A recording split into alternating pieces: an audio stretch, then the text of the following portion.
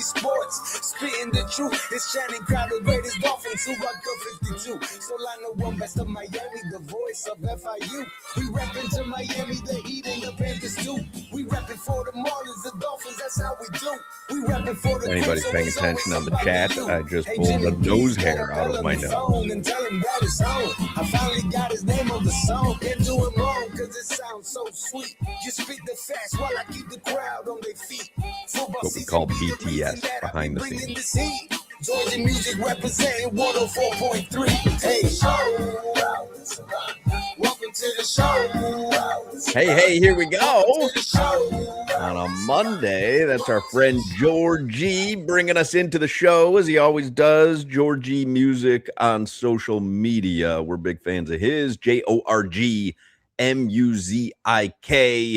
He creates the little jam that lets you know it is time to start the show. I'm here. Solana's here. Jimmy's here. Crowder is running just a touch late, but he will be here momentarily, and we will have ourselves a fun Monday show.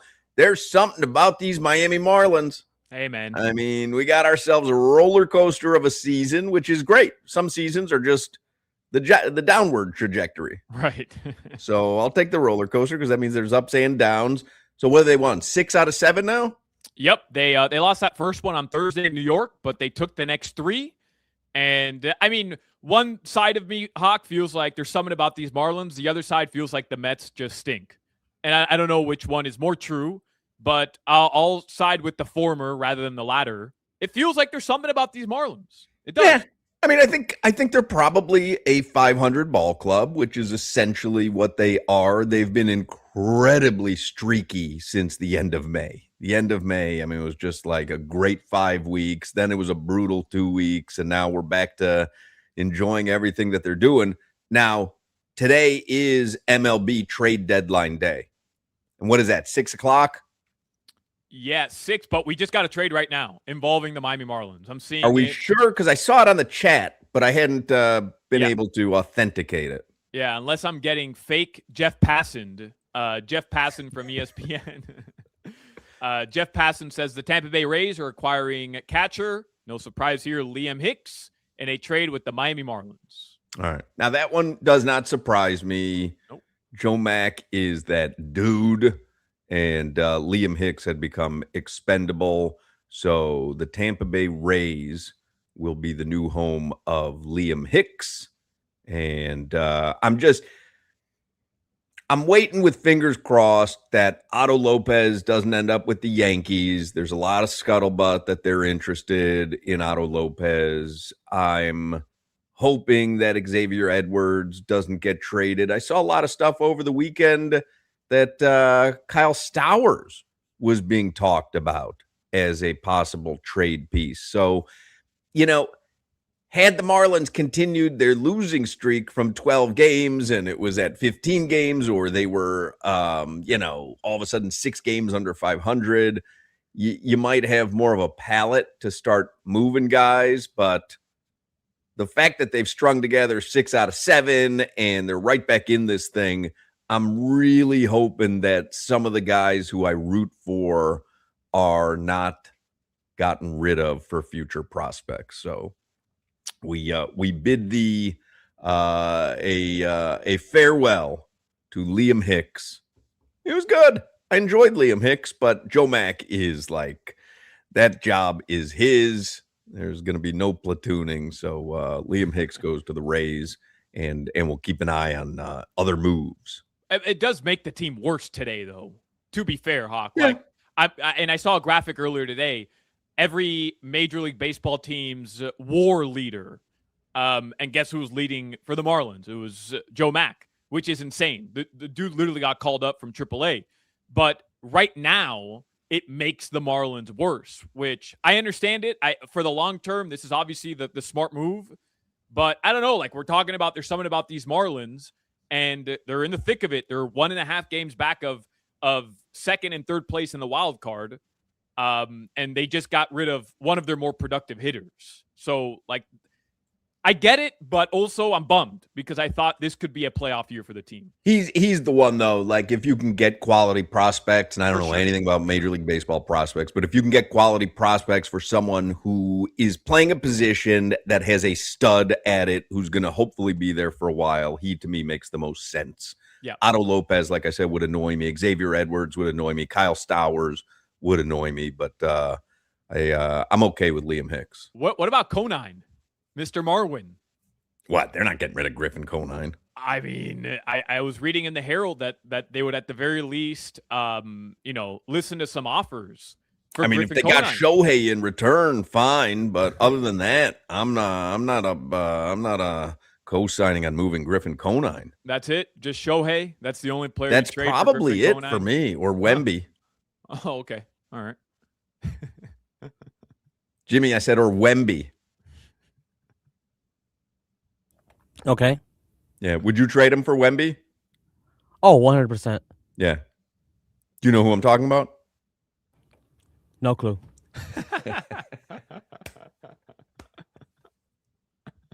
Talking about Griffin Conine. Oh, for Griffin Conine? No, I wouldn't trade him. Miami Hurricanes Media Day is today. We're going to talk with Will Manso. He was down there. Joe Zagacki is going to join us today. We'll talk some Hurricanes with those guys. And Dolphins practice once again. Would you like to know stock up, stock down? I always enjoy that from the Sun Sentinel. Yes, sir. Let's do it. All right. Stock up today. They say the first day in pads is about the battle of the trenches, but third-year slot receiver Malik Washington made multiple catches down the field. That's huge for him as he needs to add depth of target to his game after much of his work to this point has come underneath. That would indeed be good news if Malik Washington is on the trajectory, to use that word again, for a breakout season. That would be fantastic because they need a receiver to step up. Stock down, according to the Sun Sentinel, safety Zane Anderson has a chance to start on this team after coming from Green Bay, but after he was already out of position on Sunday's downfield pass to Tutu Atwell, he allowed Washington to get open behind him on Monday. So good day for Malik Washington, bad day for Zane Anderson, and we will continue to monitor Dolphins training camp. I don't know if you saw any of the video from Dolphins fans out there yesterday. It was a packed house, man. People are excited about the Dolphins. Win, lose, draw. People are excited when football season rolls around. We got a Hall of Fame game this Thursday. This Thursday, baby. And we got NFL preseason football. No starters are going to play. I saw Kenny Pickett is going to start. So, I don't know how excited anybody can be for Kenny Pickett, but I'm going to watch the game on Thursday. Carson Beck?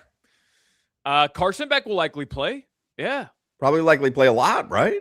Yeah. Yeah. And I think, remember when the Hurricanes lost to Georgia Tech? Haynes King, I believe, was their quarterback. Yeah.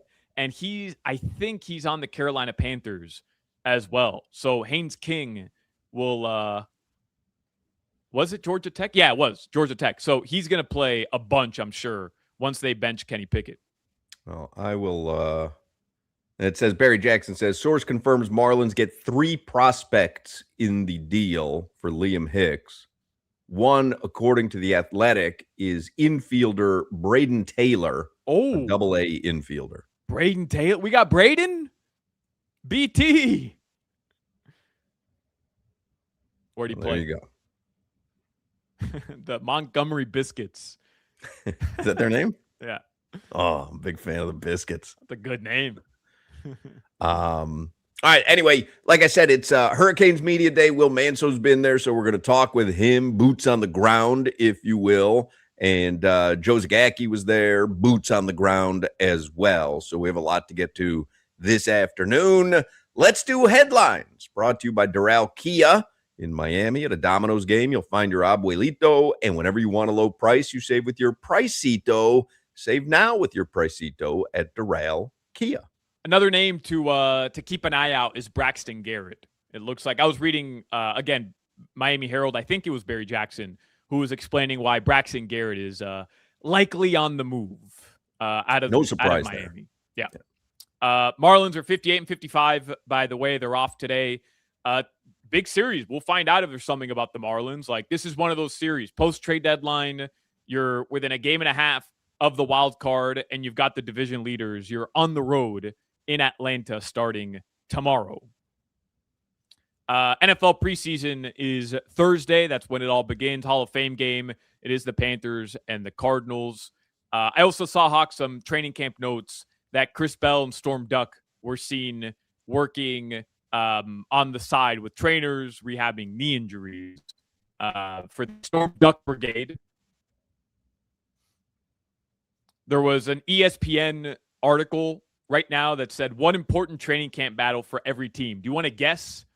It was Marcel Louis-Jacques who wrote this for the Dolphins. What the one training camp battle is, the position group that he's keeping an eye on for the Dolphins. Oh, if it's okay, so it's not like a one-on-one battle, then I would have to say the wide receiver group. It's the wide receiver group. Yeah.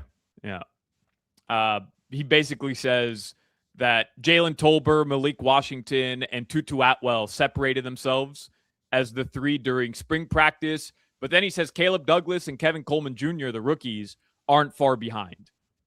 Would you like to know the line for Thursday night's Hall of Fame game? Yes, I would. Absolutely. You want to take a guess? Panthers, Cardinals, technically the home team. We know that this is in Canton. So Arizona and Carolina.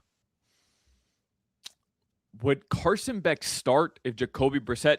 Don't the Arizona Cardinals have Gardner Minshew on their team also? I believe so. Oof. Kenny Pickett, Gardner Minshew. I'll say the Panthers are 3-point favorites. Panthers are 1.5 point favorites. Huh. Okay. I'll pick them. I mean, that is a lottery scratch-off ticket. If you're betting that game Thursday night, and I might, but that is a lottery scratch-off ticket. Let's go Cardinals, baby. Let's take Cardinals plus the points and be locked in for the entire game. Let's do it. Would you like to know the week 1 line right now for Vegas and Miami? Raiders hosting the Dolphins. We remember what the line was when we checked, when the schedules first came out. Well, no. Remember when the schedules first came out? I think weren't the Dolphins slight favorites, and then it flipped? It flipped like immediately. Yeah. And we Raiders. know, barring something unforeseen, it's going to be Kirk Cousins for the Raiders because he's gone into camp as the starter. Yeah, but isn't that so dumb to me? I mean, I understand the logic here. Hey, Mendoza's your future, and Kirk Cousins, you let him start. You let him take the brunt of, the start of the season, which is sure to be tough with a brand new regime. I understand all that. Like, I understand it from a football perspective. But, Hawk, if you had to draw up the perfect scenario for a number 1 overall pick, that's the future of your organization, starting his first game, wouldn't it be the Miami Dolphins, the team with a new regime that's totally rebuilding, with a banged-up secondary, with question marks all over the defense? Like, aren't the Dolphins the perfect team to have your rookie start against, especially week 1? You have to have more foresight than that, though. You have to look at the entirety of the season, not just week 1. And wouldn't it be better if you could get him some game action as a backup, maybe in the first season if things don't go very well? And you have to have more. Like Kirk Cousins, he's a legit quarterback, been a starter for years. He's a good teammate. Kirk Cousins is going to be the starter there for a while, I would imagine, unless there's obviously injury or they just are miserably bad. Oh, there's Crowder, or a hazy representation of Crowder. I don't know what's going on here. It's the that camera a little the bit, backlight. Hey, look at that. There you go. Hey, I ran upstairs. This Atlanta traffic is terrible. Where are you? Atlanta? Atlanta, yeah. I can't do the traffic in Atlanta and Birmingham. Yeah. But I was starting to ask that question before you said the Atlanta traffic is terrible. So Atlanta, LA, New York, worst traffic in America. He needs to be louder, or I might have hit that little bad button. Yeah, Jack. There we go. Bad Bunny. Yeah. What were you? You're in Atlanta taking in the Atlanta United game. It was a tough loss for them on on Saturday. Yeah. I was consoling the guys. Yeah, he's a big soccer fan. We So you didn't guess though. What do you think the line is for Raiders Dolphins week 1? Ooh. Home field advantage. I would say the Raiders are favored by 1 or 2. Raiders -5. Raiders -3.5. Yeah. Because Malik Willis, who knows? I know. What do you mean? Who knows? I know. I'm putting a unit. I'm putting 2 units on the Dolphins money line. I don't know 2 what units. you guys are doing here with the Dolphins, units. man. We have flipped roles. I am the most optimistic sports fan. I always think a team is going to win and surprise. And I hope I'm wrong on this one. I do not know what you're doing with the Dolphins this season. Devon Achane will lead them in rushing week 1. Yes, and week 2, week 3, week 4, week 5. Who's their top receiver, Solana? Like, I'm not trying to be negative, but let's be realistic. No, I understand. Like, you guys keep pointing to the obvious issues that the Dolphins have. I realize that. But they have Devon Achane, and they're going to play, in my opinion, here's what we'll see week 1. A conservative Dolphins team from the standpoint of they're not going to make mistakes. They're not going to have stupid, ill-advised penalties, because that's what Hafley is going into camp saying, hey, talent versus talent, we won't beat any team in the NFL, right? So how are we going to win games? We're going to be the smartest team. We're going to not commit any turnovers. We're not going to make any ill-advised mistakes, no stupid penalties. And that's how you can beat a team like the Raiders on the road, week 1, who hasn't proven anything yet with Kirk Cousins. But you're saying, like, you're speaking in these generalizations. I mean, don't you think the Raiders are saying that as well? They're coming here. They're a completely new organization. Let's not make any mistakes, which, by the way, Kirk Cousins, like, that's his game. Just don't make any mistakes, you know? Like, I just don't know what you're doing there. We talked about this on Friday. They are spending 50 cents on the dollar to accrue personnel, and you can't win that way. Let's fly to Vegas and chant conservative. Solana, let's be realistic, bro. Like, not making mistakes is not scoring points. Like, we're gonna kick the ball on every 4th down. We're gonna get a field goal inside the 30. It's just not the way football is played. Well, I'm supposed to be afraid of Brock Bowers and Ashton Genty. Oh, yes, you should. Yes, be afraid of our team. And guess what? Jonas Avainaya is a new dude this year at camp, according to Half. Totally new dude. He's going to lock down Max Crosby. You'll see. Who's leading this team in sacks, Solana? The Miami Dolphins. You had to look up the depth chart. Zach Sealer bounce back year, baby. Let's go. Forget about sacks. Who's putting pressure on the quarterback? Who's getting around the quarterback? I like that. Kenneth Grant, Chop Robinson, Zach Sealer, Jordan Phillips. Like, these guys aren't. I mean, these guys aren't bums. The actual answer should be Chop Robinson. Yeah, but I haven't seen it. What do you have a stretch, Solana? Because you were so excited he had a 3-game stretch 2 years ago. Yeah, his rookie season, like the last 6 games of the year, he looked like somebody who was going to come into year 2 and be a Pro Bowler. And how'd then that work out? Year 2 happened, and he looked like somebody who doesn't belong on an NFL field. Unless you go to Madrid. He's everywhere in Madrid. I told you, I'm with you. I do like Hafley. I had the chance to talk to him a couple weeks ago. I like the thought of that, but it's just like Hawk said, for every dollar they're spending, we got 50 cents. It's just like you need Jimmy's and Joe's. You have to have Jimmy's and Joe's. Name the greatest head coach in NFL history. I don't think they could formulate a winning team when you have half the salary cap that everyone else does. Yep. And it's Chris Greer's fault. We all know it. We're paying Tua. Who is it? Tua, Jalen, and Tyreek. Or darn near $100 million. Like, it's tough to do it. It's very tough. By the way, I know you were driving. Marlins traded Liam Hicks to Tampa.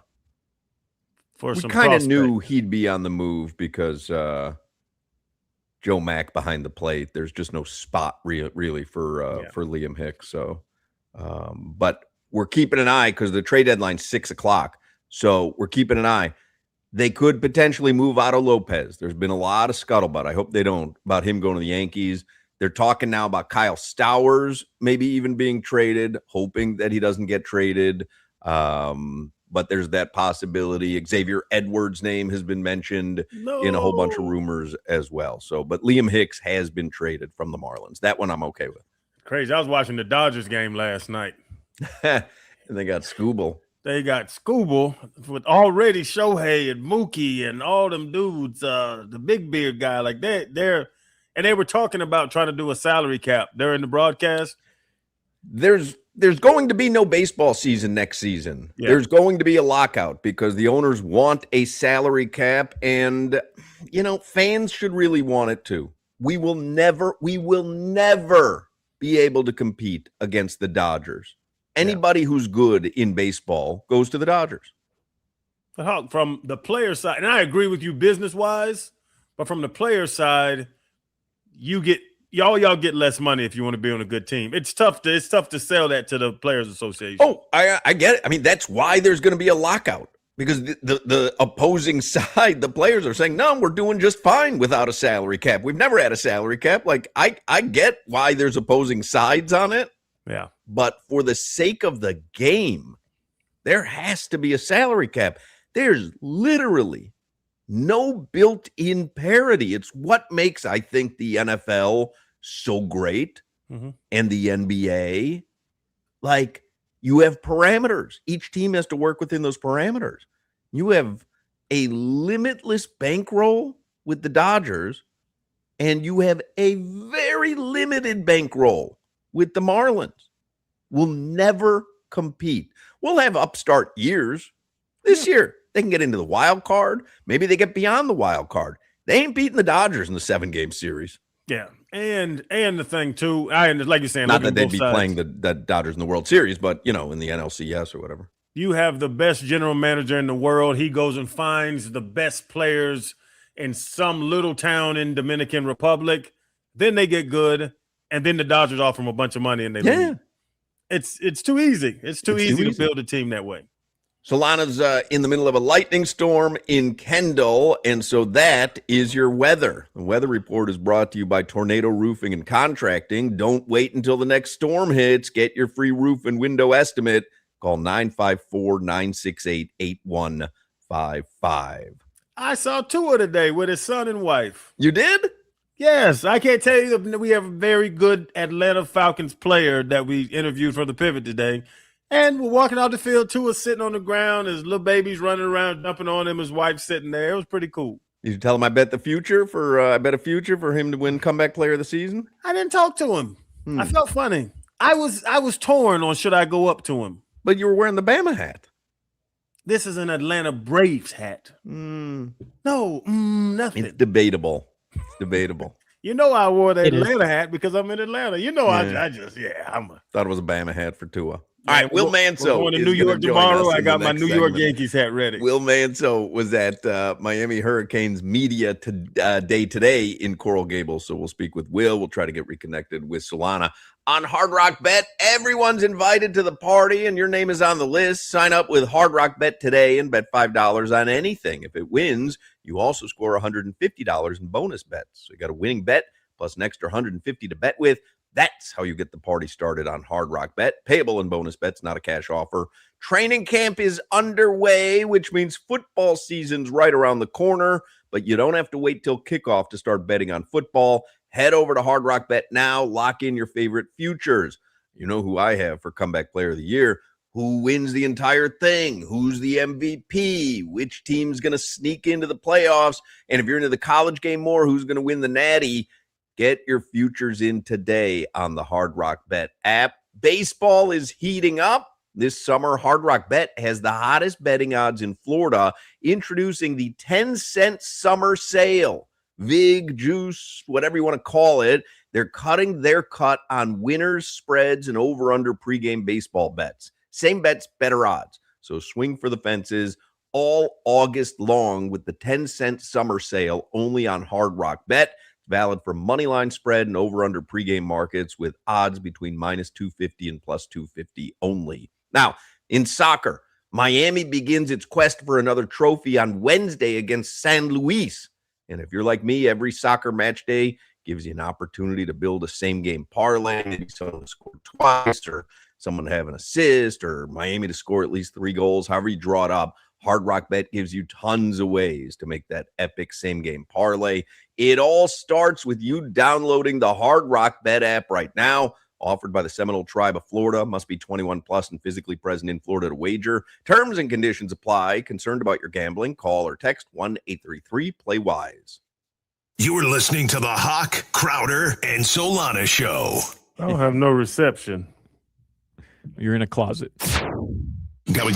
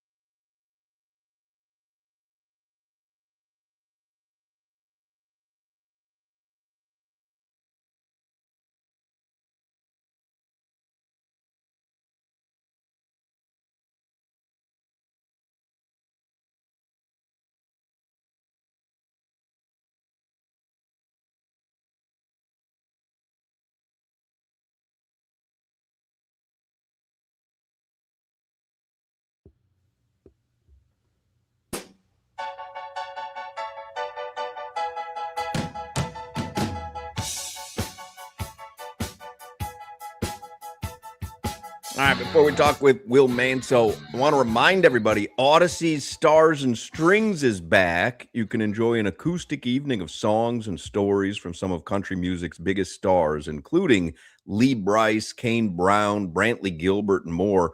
This is at Hard Rock Live, Seminole Hard Rock Hotel and Casino in Hollywood, Thursday, November 12th, but tickets go on sale this Friday. So you can get all the details at starsandstrings.com. Stars and Strings supports Folds of Honor. In fact, we're going to talk a little live music with Will Manso today. He saw a band I've always wanted to see. He saw them in Europe over the last couple of weeks. Will Manso is on the Toyota of Hollywood hotline, sports anchor and reporter on Local 10 here in Miami, the television home of the Miami Heat, by the way. Got to keep reminding people as we get closer to the season that Local 10 is the home for Heat basketball on television. And Will, he spent like the last 2 weeks gallivanting through Europe, but he is back and better than ever. He was at Hurricanes Media Day today. How was it? Yeah, it was fun. It was interesting because it's the first time in a while. Like last year, I think we did the same thing last year. We talked right on Media Day, and it was the best I had felt about this team and this program in a long time. I felt they were turning the corner. Now, I didn't think they were going to play in the national title game. I'm not going to act like I was Nostradamus, but I was excited. So being there this year, it's just a different energy. I mean, they were one drive away from winning a national championship, and they reloaded. I know they lost you guys, but they reloaded. So the attitude, the energy, it's just a different vibe. It's a lot of fun to be around, and it's been a long time since we've waited to feel that way about Miami football. And Will, do you love Mensa? We've talked to some people. We had Gino on and other people. Like they were saying, and listen, Carson Beck went to the national championship with the Canes, so no knock at Carson Beck. But I'm hearing that Mensa's better than him. Like, what's the vibe with Mensa?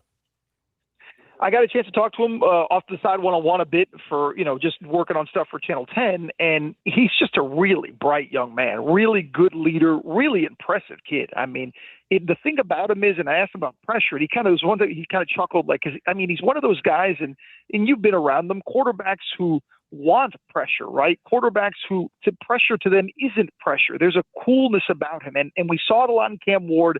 And I think people questioned it a bit about Carson Beck. And then we saw it in Carson Beck in some big moments, that Ole Miss game and other games, that he stepped up in pressure situations. There's a calmness about him, Channing, that's really impressive, that he is there as a new quarterback, right? Replacing back-to-back guys that are now in the NFL in a team that was one drive away from a national title. And yet everyone that talks about him today, you would think that he'd been to the last 3 seasons. You'd think that he'd been in the film room and leadership position for the last 3 seasons. Yet he's only been there a few months. I think that was the most impressive part. As a player, everybody raves about his skill, but as a leader, I thought today was really, really telling how guys have brought into him so quickly. Hey, Will, I know obviously Mensa is the high-profile replacement of a player you lost to the NFL draft in Carson Beck because he's a quarterback, and the Canes seem to have figured out a pretty good method, which is throw a bag at the best quarterback available. But what about all the other? Yeah, what about all the other positions? Like, how important is this year to prove that Cristobal can continue to bring in elite prospects to replace a guy like Ruben Bain, Akeem Mesidor, Francis Mauigoa, Keontae Scott? Like, there were so many guys that were amazing, but then you think back to Alabama, the Hurricanes in the early 2000s, they would just find the next guy. So how important is this year for Cristobal to prove, like, yeah, my recruiting is elite year after year after year? I mean, it's a great question. It's the 2 spots where everybody, I think, is going to look at as you enter the season. It's the D-line and the O-line. Like the defensive line, when you lose Bain and Mesidor, you just can't just say, oh, well, you replace them. I mean, these are 2 elite guys that are now at the NFL level that could be stars in the NFL potentially. It's just not plug and play. There has to be a change. And look, you look at Amon Moten, you look at Justin Scott, some of the guys we saw today and talked to today. Marquise Lightfoot is another guy that's very impressive. They all said the right thing. Like, we buy into 2 things. Number one is our talent, right? What we learn from Ruben, Akeem, those guys, Keontae, the leaders, and then Corey Heatherman. I just feel that to them, the system is what really allows you to be the kind of player that those guys became. They're star-like players and their talent, right? But the system really helped them get to that level, like to show off that talent. And I think these guys that I just mentioned, some of the guys on that D line, they feel like, look, we're not those guys. And Lightfoot told me today, he's like, I'm not Ruben Bain. Like, and come on, I'm not going to sit here and tell you I'm Ruben Bain, but I do bring things to the table that I think this defense can help me showcase. This system can help me showcase. Same thing with the O-line. Talking to Matt McCoy, one of the few veterans back, he's like, look, we're still going to be that violent, physical, aggressive, nasty offensive line that pushes people around, because that's just the way Coach Mirabal teaches us. That's just the way we do things. So, yeah, those are going to be the spots I think that are clear, that it's hard to replace. I thought the funny thing was Jason Taylor. Like, I asked Jason about, hey, do you shy away from mentioning Ruben and Akeem because you want to get these new guys? He goes, hell no. He's like, when I'm putting in video, whose film do you think I'm going to show? Last year's dominance of those guys and what they can be, or dust off some old footage of me playing 20 years ago? No, I'm going to show those guys because it shows you what, if you buy in and you work hard, this is the kind of player you can be. And they're not going to shy away from those comparisons. Well, should the approach, or should the approach be different? They were the Greyhounds last year. They were chasing greatness. They were chasing national championships. Now they're the rabbit. They're out front. People are chasing Miami. Is there any different approach with Cristobal? I don't think so. And not listening to the players. Look, we're going to hear from Coach tomorrow, and I know we heard him recently at AC Media Days and all that stuff. He's going to approach the 1-0 mentality, the aggression, that you're the aggressor, you're not the hunted, you're the hunter. Like, that's some of the things that we heard today from players, because I think it's a good perspective. But I think we also know, Channing, when you back away from it, look, they were a drive away from the national title, and you can't just throw that aside. I know it's a new team. I know there's new players, but a lot of the returning players are back, and a lot of them, that's eating away at them. That fuel is there. It's okay to use. So I think they have to learn that balance. And look, they've had the all-off season. They've said all the right things. They said all the right things today. They're going to hit the practice field tomorrow for the first time. But how they actually react once you kick off that football and you start playing games, it's going to be interesting to see, because the one of the things that caught me today and talking to Lightfoot is I said, do you ever wake up in the morning and say to yourself, damn it, I was one drive away from my national championship? You know what he said? Every day.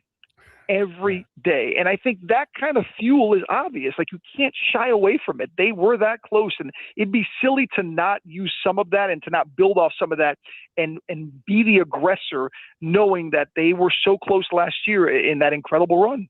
One of the returning players is Malachi Toney, and I'm curious if you have noticed from year 1 to year 2, we all know the story. He should have been a high school senior, right? So I'm imagining he was a quiet kid, as quiet as a good receiver can be, but a quiet kid freshman year, media day.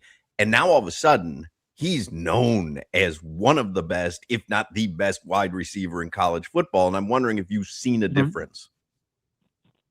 No, and that's a beautiful thing. Like, I'm glad you asked that, Hawk, because the one thing that you worry about with a player, and Jason actually mentioned it too, JT, because he was asked about JT being a guy that in the community was so known. He was JT, and Malachi being Malachi, even as an 18-year-old kid, is so known. And the one thing you don't want to do is change, right? The one thing you don't want to do is let it get to your head.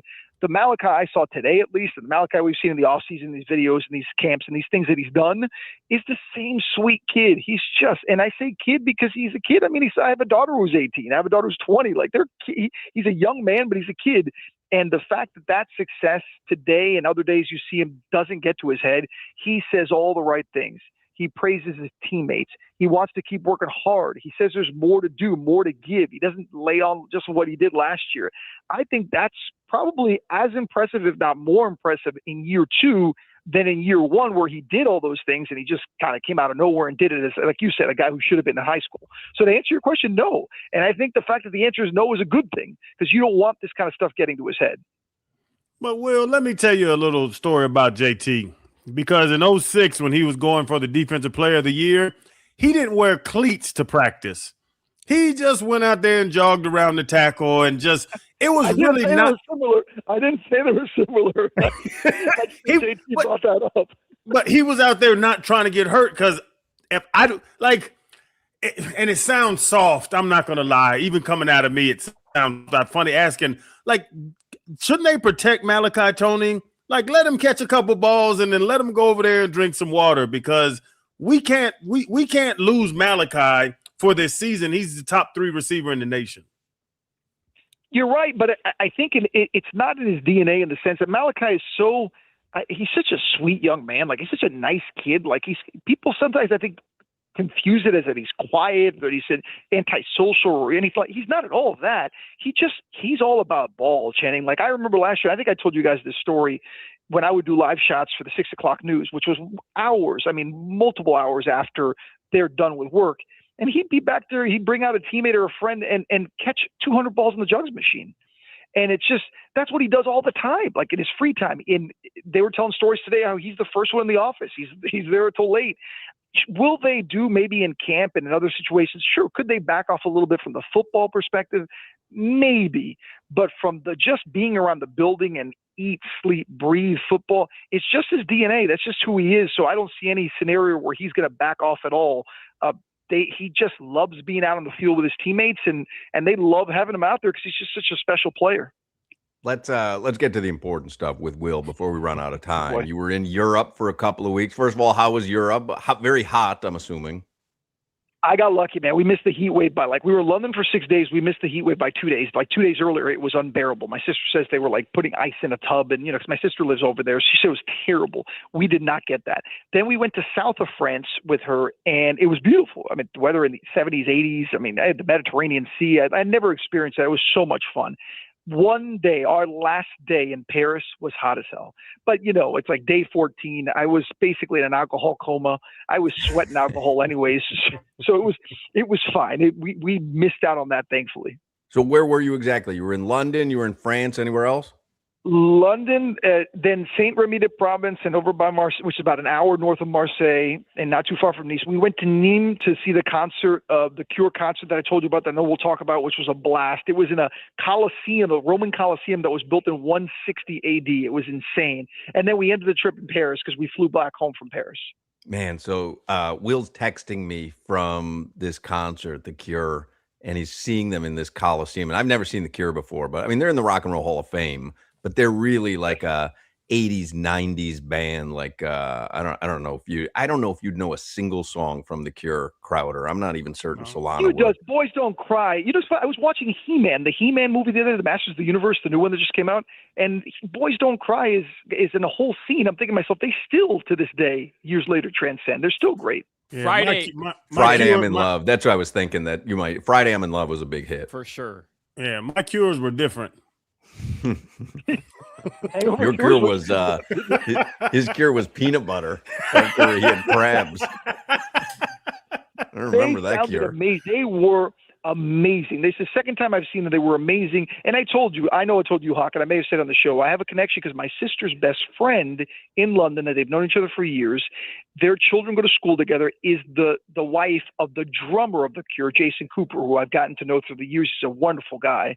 I've been able to meet him and go backstage after the concert in Miami. So it was really cool. Very, very cool. But you met Robert Smith, didn't you, on this particular evening? This is the big one. So Robert Smith, for those that aren't aware, and Channing, you've probably seen pictures of him, crazy hair, kind of a recluse, really unique guy, and incredible talent. Like you said, Rock and Roll Hall of Fame. He just did a new song with Olivia Rodrigo. There's contemporary for you. She was a huge fan of his growing up because her father was a huge fan. Anyways, so I go to the after party, and they told me, look, Robert doesn't really go to these things a lot, but it was the last concert of this particular stretch of the tour for like a week and a half. So I go to this after party. I feel like a VIP. It's one of those where you never see those movies with like people waiting outside with posters, waiting for the band to arrive. And I just show my wristband, and the guy moves the velvet rope, and I walk inside. I've never felt Will's cool. got a charmed life. Will's got a charmed life. He's all over the south of France. He's walking into the VIP party with no hassle. Crazy. I'm like, and Giselle's like, look at you strutting around. You look so. I'm like, are you kidding me? A 13-year-old me would not believe this. Anyways, to finish the story, I get there.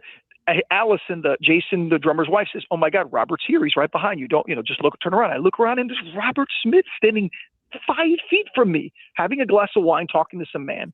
But it's one of those VIP parties where it's only 30 people. It's intimate, no pictures, no autographs, because everybody knows each other. So it's kind of a chill vibe. But of course, I'm like, I want to meet him, but I don't want to make a fool of myself. Allison's like, I'm going to take you over. She takes me over, and here's my Robert Smith experience. She goes, Will's a good friend of Jason, which is a lie, but it's a good setup. She said, he's a good friend of Jason. He's here from Miami. Just want to say hello. He's a big fan. I said, Robert, I've listened to your music for years. I'm a huge fan. I had a great time at the concert. It's nice meeting you. Shakes my hand. And Allison says, oh, you saw the concert in Miami? I said, yeah, I saw you in Miami. It was a great concert. I saw you here. And all Robert Smith said to me was, well, they're two quite different venues, huh? And I don't know why I froze. And I said, yeah, they really are. And then awkward pause. And I said, it's very nice meeting you. I shook his hand, and he kept talking to the guy next to him. And that was it. That was my meeting with What a Robert. vacation. He's texting me. He's like, Robert Smith is over my shoulder. Like, grab a picture. We I would have no asked for a follow-up. picture. You got to have a follow-up. I would have asked for a picture. I don't care what the froze. setting is. I froze. You know why I froze? Because I had read, and I've certainly seen his interviews before. There's plenty on the internet from him. He's a very, very kind of sarcastic kind of guy. Like, you can never know if he's being funny or if he's being rude, but it's just kind of the way he is. So in that moment, Channing, I couldn't figure out, is he making fun of me, or is he just trying to be funny, and it's just the way he does it? So I froze.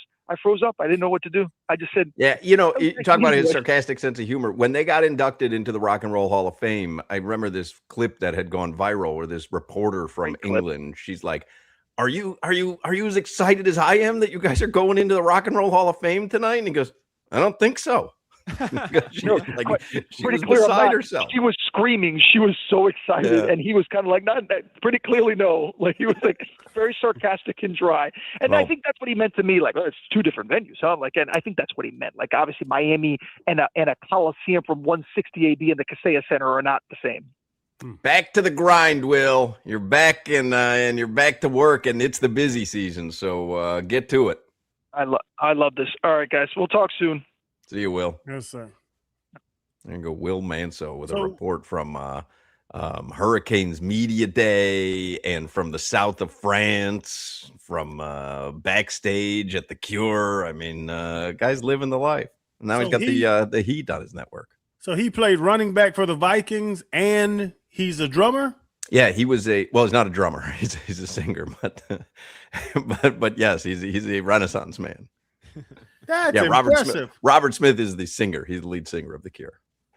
And he used to run for the Vikings. Yes, Robert Smith used to run with Leroy Horde. That's all I was so confused. I'm like, man, I didn't know he was this talented. Yeah, very talented guy. Renaissance man. All right, don't go anywhere. We still got a lot to get to this afternoon. Anniversaries are special to all of us. And my friends at Ed Moore's are celebrating 80 years in business. And my buddy Chris Atkins, that's the GM. You see Teddy Moore's on TV all the time. They've put together an amazing team over at Ed Moore Sawgrass Cadillac. And they're going to commemorate this occasion, their special occasion, by giving you savings on Cadillac luxury. It's why they've been around 80 years, because they are the best. My entire driveway is backed by Moore's. I'm telling you, if you haven't been backed by Moore's, you got to check it out. And these all-electric Cadillacs, the 2026 Cadillac Optic, you can get it for just $349 a month. And the all-electric 2025 Cadillac Lyrics, beautiful vehicle, that's just $369 a month. They've been family-owned and operated for 80 years. They know how to take care of their customers, and that's what they hang their hat on. They don't talk about anything else other than being backed by Moore's, and you have to do it because it really makes you feel special, from the trade-in to the sale, to the lease, to the service. They text me if my tire pressure is low. You have to check this out. Being backed by Moore's is special. Don't miss out on 80-year anniversary savings. Go see my friends at Ed Moore Sawgrass Cadillac, 6-time dealer of the year. They're off the Sunrise Boulevard and the Sawgrass Expressway. You can't miss it. You'll see the cars. You'll see the lot. You go in there, you'll meet the great people. Visit EdmoreSawgrassCadillac.com, and you got to be backed by Moore's. Click EdmoreSawgrassCadillac.com. You're listening to the Hawk, Crowder, and Solana Show. But now I've got an entire squid and quail egg in my mouth.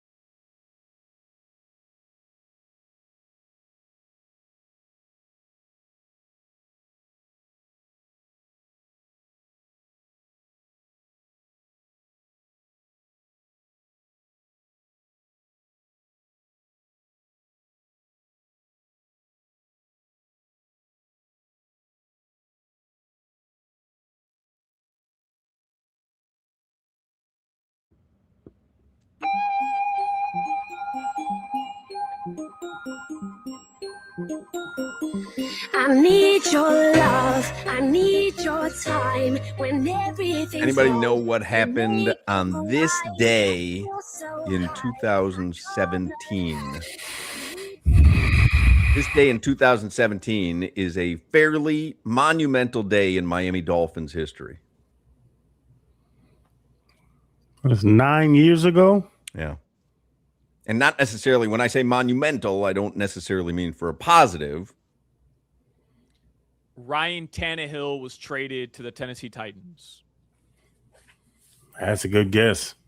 On this day in 2017, Fox Sports NFL analyst Jay Cutler left his television job to join the Miami Dolphins.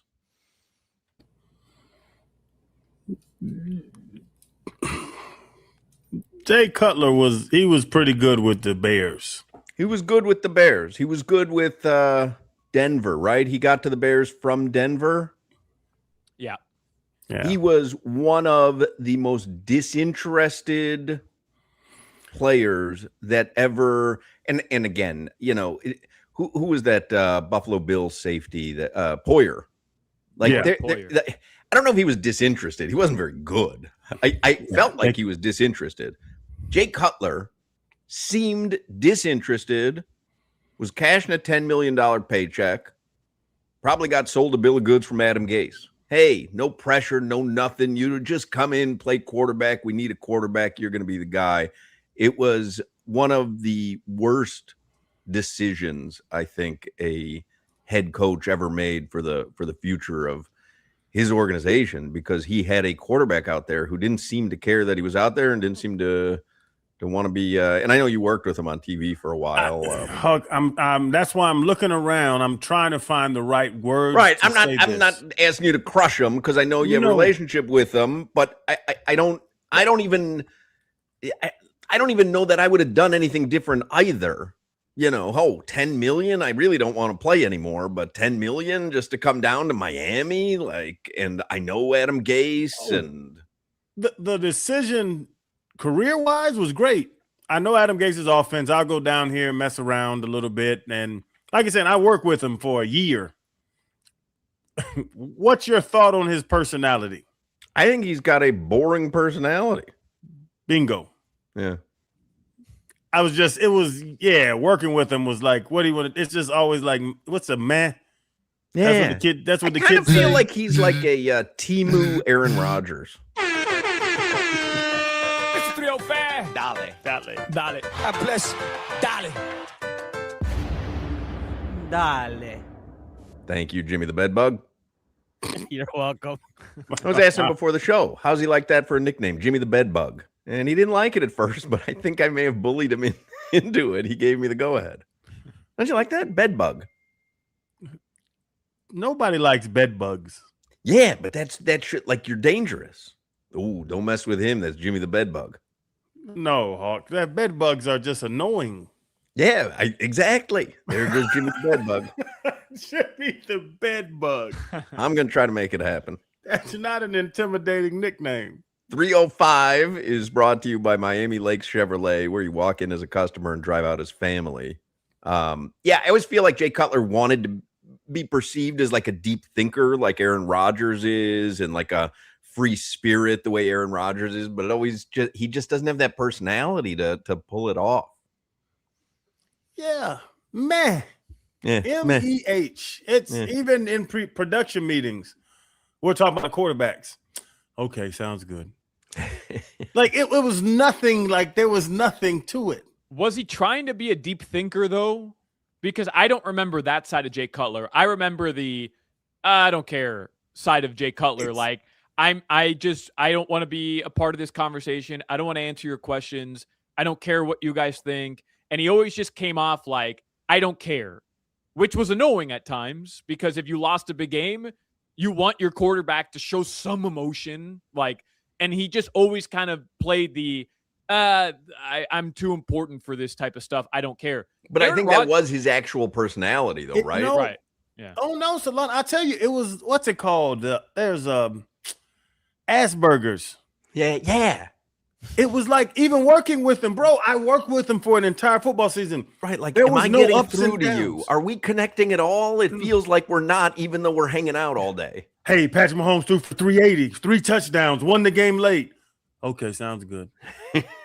Like there was no ups and downs in emotion. And it was like he got real big and real good at throwing a football, and he's like, oh man, this football thing will work out for me. Let me play football for a little bit. It wasn't excitement. Somebody is getting text out of the wazoo.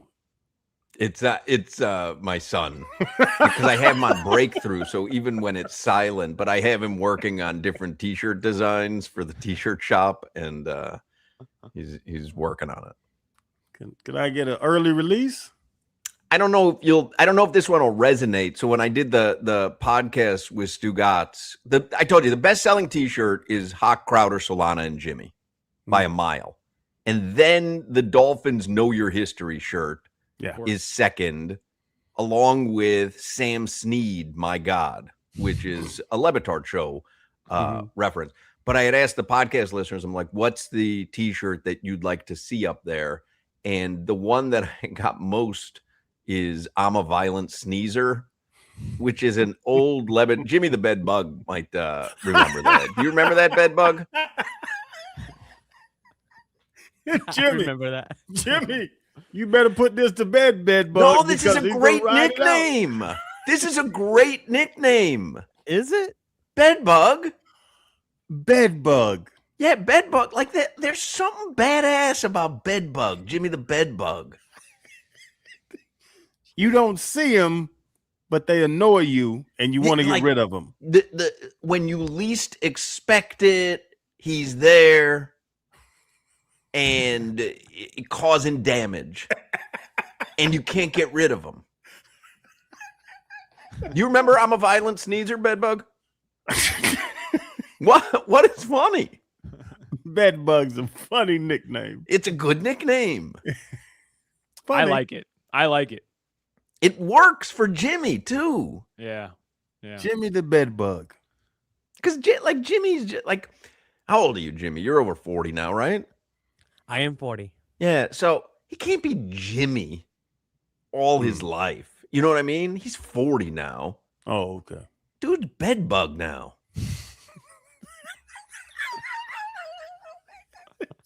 So damn silly. Anybody want a Jimmy the Bedbug t-shirt? Sign me up. Yeah. I just want an early release. I'm gonna feel like I'm special. Well, the early release he's working on is I'm a Violent Sneezer. And he was texting me, do you like the boogers on Violent? These are the important store conversations we're having. No, Jimmy, in all honesty, do you remember I'm a Violent Sneezer? The only thing I remember about Violent Sneezers is when Lou Holtz was like, he sneezed on air. And it sounded like... we had a thing, it was on the Levitard show, but it was the Ticket Wizard. It was Barry, who on the show was fake Dusty Rhodes. This is in the woods, man. And he was fake Dusty Rhodes, and he did his whole, I don't know how it got there, but he was like, I'm a Violent Sneezer, the way that Dusty Rhodes would talk. And man, it just picked up steam. And so I had said on the pod, I'm like, anybody want, and I got like 6 people, because I used to sell I'm a Violent Sneezer t-shirts on horsemuffins.com when it originally existed. And people were like, I want that shirt back. So, but imagine this conversation that we're having here. I'm trying to have with my 22-year-old son this morning to explain to him the background of I'm a Violent Sneezer. He doesn't know Dusty Rhodes. He barely knows the Ticket Wizard. I'm a Violent Sneezer. And their attention spans are 18 seconds. Talking to Chan today. Every time I talk to my son, he's always trying to wrap up the conversation. We just picked up. Hey, Chan, what's going on, man? You went to baseball? Yeah, okay, man. Take it easy, Daddy. Take it easy. We've been on the phone 13 seconds. I'm in the Uber. I wanted to talk. That's funny. funny. What? Wait, Ticket Wizard was fake. Whoever I don't Dusty know. Rhodes. Dusty Rhodes, wasn't he also fake Howard Schnellenberger? He was fake Howard. He was fake Frank DeFord, who, if you're an old sports fan, do you know Bedbug? I do. He's Where Heat would you? games. What was that? He used to do Heat games. No, Like, not Frank DeFord. You're thinking of Frank Fort. Yeah. Yeah, Frank DeFord was a writer for Sports Illustrated back when that meant something, and he was part of HBO's Real Sports. But he kind of had like a wispy mustache. He almost looked like Arthur Blank, but he was like, a sports writer, and he had a way of speaking as everything sounded like this. And Barry did a fantastic, very limited impersonation. Not a lot of people knew fake Frank. Not a lot of people knew real Frank DeFord, let alone. But he had a number of characters on the Le Batard show. Barry was like Frank Caliendo before Frank Caliendo joined the show. But his fake Dusty Rhodes was unparalleled. I'm a violent neither. Ticket Wizard's funny. We go fishing together. He is funny. Ticket Wizard is funny. Well, I went with him and Chan, the one that loves to rush me off the phone. And Chan even said we got back in the car. He was like, "Your buddy's funny." I was like, "Yeah, Ticket Wizard's funny." Can you say you go fishing with him when you've gone one time fishing with him? Like, don't you have to go? I've been fishing with him. Really?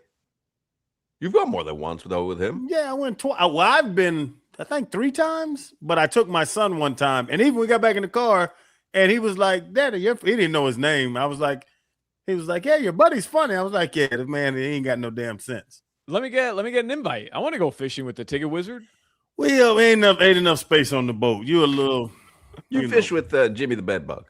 Bedbug takes a lot of fishing. Bedbug. It works, right? Yeah, like Bedbug.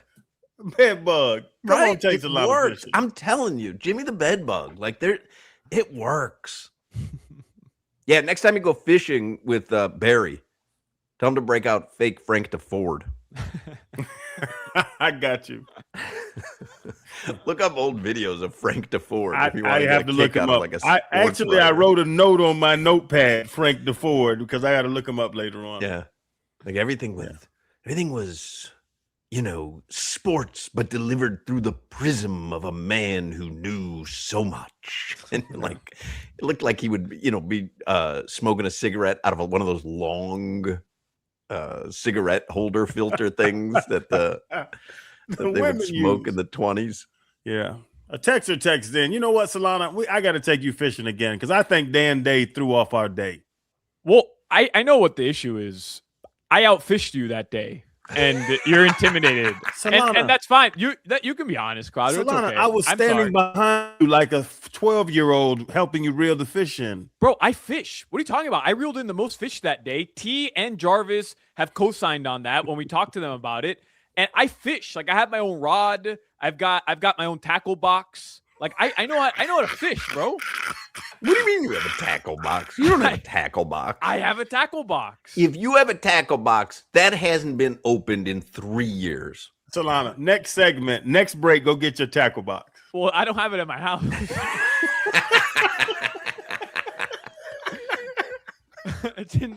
It's in my parents' storage. Yeah, you use a lot. Yeah. Oh yeah, a storage unit. That's where I usually keep all my fishing stuff. I use a lot. You know what's amazing? This is so amazing to me, but this just happens, I think, out of like, I think people have bots made to do this. Yeah. My buddy Justin, the electrician, he just looked up the Hoch, Crowder, Solana, Jimmy shirts, and he goes, "I think this guy's ripping you off. That's not my site. That's the exact shirt. That's the shirt I got, but yeah. I got a gray one. Someone's selling it. Like that's crazy. That's crazy. But I think it's like bots that just troll for whatever's being sold or whatever, and then it just dupes it and creates it itself. If you're going to buy a Hoch, Crowder, Solana, Jimmy the Bedbug shirt, please do so at hochlovesavocadotoast.com or horsemuffins.com. We got to tell DJ he got to start figuring. We got to call somebody. Oh, we got to start sending out cease and desist. There you go. You got a good attorney, Bedbug? I do not have an attorney. The Ticket Wizard. You do have an attorney. Yeah, he's my All right, traffic. yeah, He's come my on. traffic attorney. Listen, but anybody named Jimmy the Bedbug has an attorney. Yeah, Trust Jimmy. me, on speed dial. Bed bug. You got to be ready. Yeah, go buy a shirt from my son. My son's store needs the support, not that ripoff place. And I got my Sam Snead shirt in this weekend. It's horsemuffins.com or hawklovesavocadotoast.com. Jimmy the Bedbug shirt's coming soon. I'm a violent sneezer shirt's coming soon as well. All right, let's get headlines because they'll be on the pivot, Hawk. I can't wait. Yeah, You know, DJ watches the pivot religiously, so I'm not going to tell him. Oh, okay. I can't wait for him to see. Man, your thing with Logan Paul was going viral this weekend. Oh, and Jake. Was it Jake Paul? Yeah, Jake Paul. Jake. This Jake Paul, man, I give him credit because it's like when I lock in with a bit, he sticks with it and he is intractable. This dude, I don't think it's shtick. That dude believes he could be a successful slot receiver in the NFL. And it's the craziest thing. It's so disrespectful, but it's so funny. That's why you just sit there and smile. I'm faster than you. I'm stronger than you all. I can be Wes Welker. I can be Julian Edelman. What are you talking about, Jake? But he's worth whatever, $60 million. I mean, he backs it up a lot. He does. Now, I don't think he could be a slot receiver. No. But he backs up a lot of his braggadocio with success. Yeah. But, man, that thing was going viral because to say that in front of a bunch of football players who have been working at football since they were middle schoolers and talk about, it doesn't look that difficult. And then he's like pressing you guys. He's like, tell me I'm wrong. It doesn't look that he's like, I'm not going to be an outside receiver. He's like, I'm talking about a slot receiver. Like he's, I'm talking about making a sandwich. And you could see his team because he probably had the biggest entourage we've ever had in 4 years on the pivot. He walked in with 40 people. We had to tuck him off in the corner to get him out of the camera site. And as soon as he started talking about that, you saw him start nodding and writing notes. Because they know what they know. Something had traction. Oh, okay, yeah, we got something going. Yeah, listen, I told him on the show, I made fun of him 4 years ago. Now I understand it. You know how to make money. I still don't know what you're good at because you just got your jaw broke, but you know how to make money. And him and his brother know how to make money. Yeah, you had a funny line to him. It was he was talking about, I don't know, it didn't hurt that much or whatever. And you're like, that x-ray looked like it hurt. There was a funny zinger that you sent at him that was. I saw that x-ray, though. Yeah. He's like, wasn't that bad? He's like, that x-ray didn't lie. Something like, there was a really funny line by Crowder. We genuinely, we don't like each other. Yeah, I could tell. Okay. I didn't know if it came across on there. But he's not interested in you like it. You know, some people, they want someone to like. He's not interested in you liking him. You're not interested in him liking you. But he's got, he knows how to get out there and be in front of the audience and generate something. I hated giving him the credit, but I told him, I get it now. I get what you and your brother do, and it's genius. But I can't. I don't understand it. Because this seemed to me a lot more natural than Logan Paul, Tom Brady. That's so choreographed. Yeah. This seems like it was genuine. Like, what? What are you talking about? Goofball. He'll get a camp invite at some point, though. Yep. You know what? That's why we talked about that off air. What team would want to bring that circus in? 100%. All you need is him to be buddy-buddy with one superstar. That superstar says, hey, I want him to come to camp one day and get an opportunity to show what he's got, and one team will make it happen. You telling me HBO, Hard Knocks, wouldn't campaign for that? I think what'll happen is he'll have friends on the team who go to the GM saying, hey, this guy, he knows a lot of athletes. Like people go, hey, give him a tryout. Like this will be good for the team. I just said that.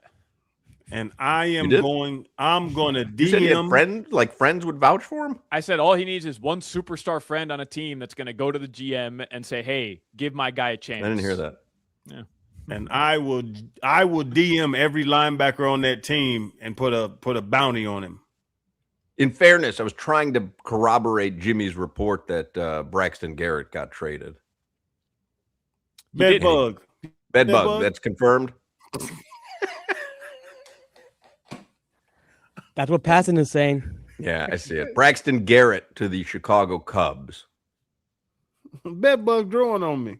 I'm telling you, it's a great nickname. I'm not kidding you. It is pretty good. I'm telling you. Speaking of the Cubs, Hawk, did you see PCA's? I did. We don't have time to conspiracy? get into this because Joe Zagaki's going to join us, and I want to talk about this because this PCA, I love him. He doesn't believe Babe Ruth existed. Oh, what happened again? Yeah. So we'll get into that a little bit later. Let's do a real quick look at the headlines because Josie's going to join us. Brought to you by Doral Kia in Miami at a Domino's game. You'll find your abuelito. And whenever you want a low price, you save with your Pricito. Save now with your Pricito at Doral Kia. So Liam Hicks. Can you put on the podcast something like Jimmy the Bedbug confirms Braxton Garrett traded to Cubs? Absolutely. Jimmy the Bedbug could be an insider. He could be an enforcer. You don't know what it's like nebulous, you know? Yeah.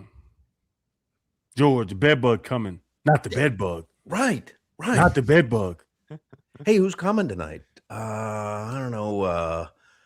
Fake Dusty Rhodes, Jimmy the Bedbug. Bedbug? Bedbug's coming. You know what I mean? Like, there's excitement, there's trepidation, there's fear. You got me. It's been about an hour. I think you got me. This is how I work. Raul the Butcher. It's a terrible nickname, getting into the realm of so bad it's good, simply because Hawk won't let it go. I was that nickname at bars trying to pick up women. The bedbug. I was so terrible. No one could. It's not working. Man, I'll keep just hammering it. All of a sudden, you wake up the next morning. There I am. Damn, come on, man. I'm over here. What was your dorm name? Pearson. I'm coming to Pearson. Goodness, I'll see y'all in the morning, man. Come on, bedbug. Somebody says a W2 Roy shirt should be in the works. Oh, yeah. No good. That's the one. Oh my God. 100%. Oh, DJ, I need a 2X. I do like the one that says Hawk, Crowder, Solana, and Jimmy. It should be like W2 Roy, Jimmy the Bedbug. Then we need two others.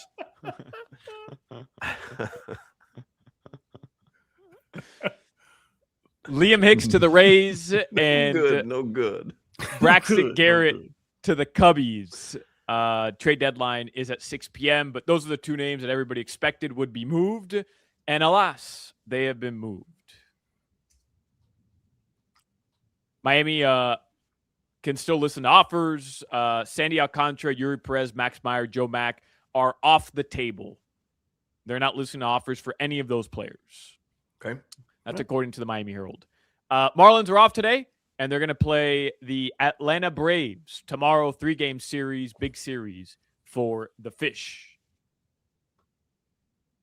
Is that a Braves hat or a Alabama Crimson Tide hat? No damn Alabama hat. This is a Braves hat. Yeah, when you got disconnected earlier, he was saying he ran into Tua at Falcons camp today. And I said, oh, he must have loved the fact that you were wearing a Bama hat. I saw Tua, had his wife, had his baby out there, rolling around on the ground, holding him in there. It was cute. It is storming here in Boca. It's bad. It's bad. Nice in Atlanta. NFL, I hear the thunder. Bro, when I lost power, a lightning hit like maybe, I don't know, 100 yards from me. Yeah, it's crazy. Boom. How are things there at the Citadel, Bedbug? It was pouring in the beginning of the show, but it's cloudy now, but it's not raining. He's responding to it like it's there. It's done. Bedbug. NFL preseason gets underway Thursday. It's the Hall of Fame game, Panthers versus Cardinals. Dolphins did have practice today, by the way. They'll have practice again tomorrow. Joe Rose is going to be out there live broadcasting with the morning show. Your weather in South Florida right now, it's pouring, bro. Bad. No good. No good. No good. No good. No good. That weather report is brought to you by Tornado Roofing and Contracting. Hurricane season is here. Make sure your roof and windows are ready. Call 954-968-8155. All right. Joe Zagacki is going to join us in the next segment. It was Canes Media Day today. And speaking of the Canes, because football season is upon us, that means a visit to Caneswear should be on your agenda, because it is great to be a Miami Hurricane, no matter what Crowder might say. Coming off a trip to the Natty, I mean, you got to get over to Caneswear, get ready for the season at Caneswear, the store in Davie, or online at caneswear.com. And there, obviously, you know this, there's plenty of stuff in addition to Miami Hurricanes gear. You've got Dolphins, Panthers, Heat, Inter Miami. I mean, I could go on and on. Marlins. I'm not certain that there's ever been this exciting a time in South Florida sports where you've got all the big names playing here, right? Giannis and Messi. I mean, the list is, it's amazing. And you got to get geared up at Caneswear or caneswear.com. You can shop the store in Davie, online at caneswear.com. If you go to the store, they're on University Drive in Davie, right next to La Spada's, and you want to have some new gear in rotation for the upcoming Hurricanes football season, which starts 1 week from tomorrow, by the way. But you want to have new gear in rotation for the Marlins playoff push and the upcoming Heat season, Panther season, Inter Miami, all that stuff. You can do all your shopping at Caneswear. And by the way, make sure you're following Caneswear on Twitter, Instagram, Facebook, and that way you get all the up-to-the-minute info on merchandise and sales and in-store signings and all that good stuff. So it is time. It is that time of year. Caneswear. It's in Davie or online at caneswear.com. But like I said, football season starts 1 month from tomorrow, and that means it is time to get some new Canes gear into your rotation. Caneswear, the spot South Florida sports fans shop. This is Hawk, Crowder, and Solana. Is there any possibility that Billy the Marlin is a bird?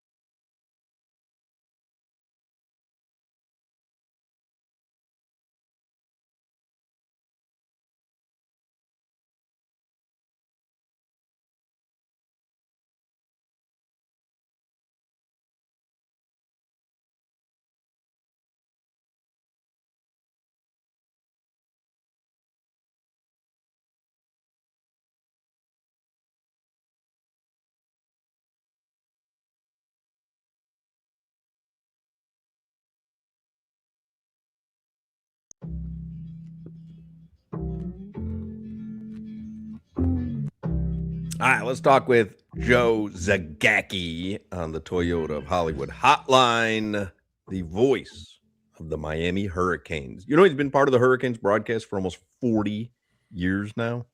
Oh, he started when he was 5? How come I don't feel like you would have that same cute joke if it was regarding me? You look a little different than Joe looks. You'd have said, wow, you didn't start till you were 60? You sneaking up on triple football. Hurricanes football gets underway 1 month from tomorrow.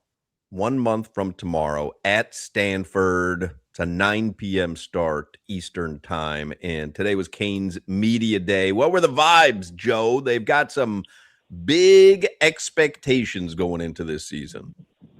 Yes, they do. Good afternoon, fellas. The vibes are good. I think they've got a lot of good players, elite players, and I think elite players like being around other really good players. I think it brings the best out of them, and I think they're excited to start the competition tomorrow. And I think, you know, they might not talk about momentum from last year or from the championship game, but I got to believe, even though this team wants to create its own identity, that those guys that went through the playoff last year, or the 8 weeks that Miami put together at the end of the season, I got to believe there is some carryover going into training camp and hopefully into the season as well. But yeah, the vibes are good, very exciting. Short summer, hard to believe we're kicking it off. And Joe, we talked about this earlier. It's lonely on the top. So you're chasing, and now you're the number 2 team in the nation coming into this year. Any different approach? Have you seen anything change where, like I used the analogy, there's the greyhound and the rabbit. Now they're the rabbit. They're not the greyhound. Yeah, I think they feel good about that, though. I think they kind of embrace that situation. And even the new guys coming in, I was talking to Damon Wilson, the defensive end that came in from Missouri, and he pointed out that, you know, there's a really good mix of veteran players and young players that can be mentored, and guys in the middle, but they all feel like, yeah, that's good. It's we were in the championship game. Maybe we caught some people by surprise. We're not going to surprise anybody this year, but now we're going to get their best shot, so that's good. It's going to raise the level of our game. I think guys like Fletcher and Malachi Toney and players like that are coming back, Armando Blunt. I think they're looking forward to that situation.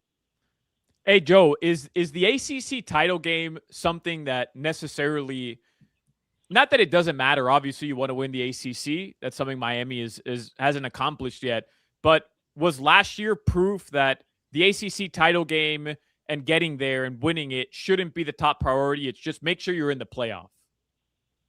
Well, I would agree with you, Solana.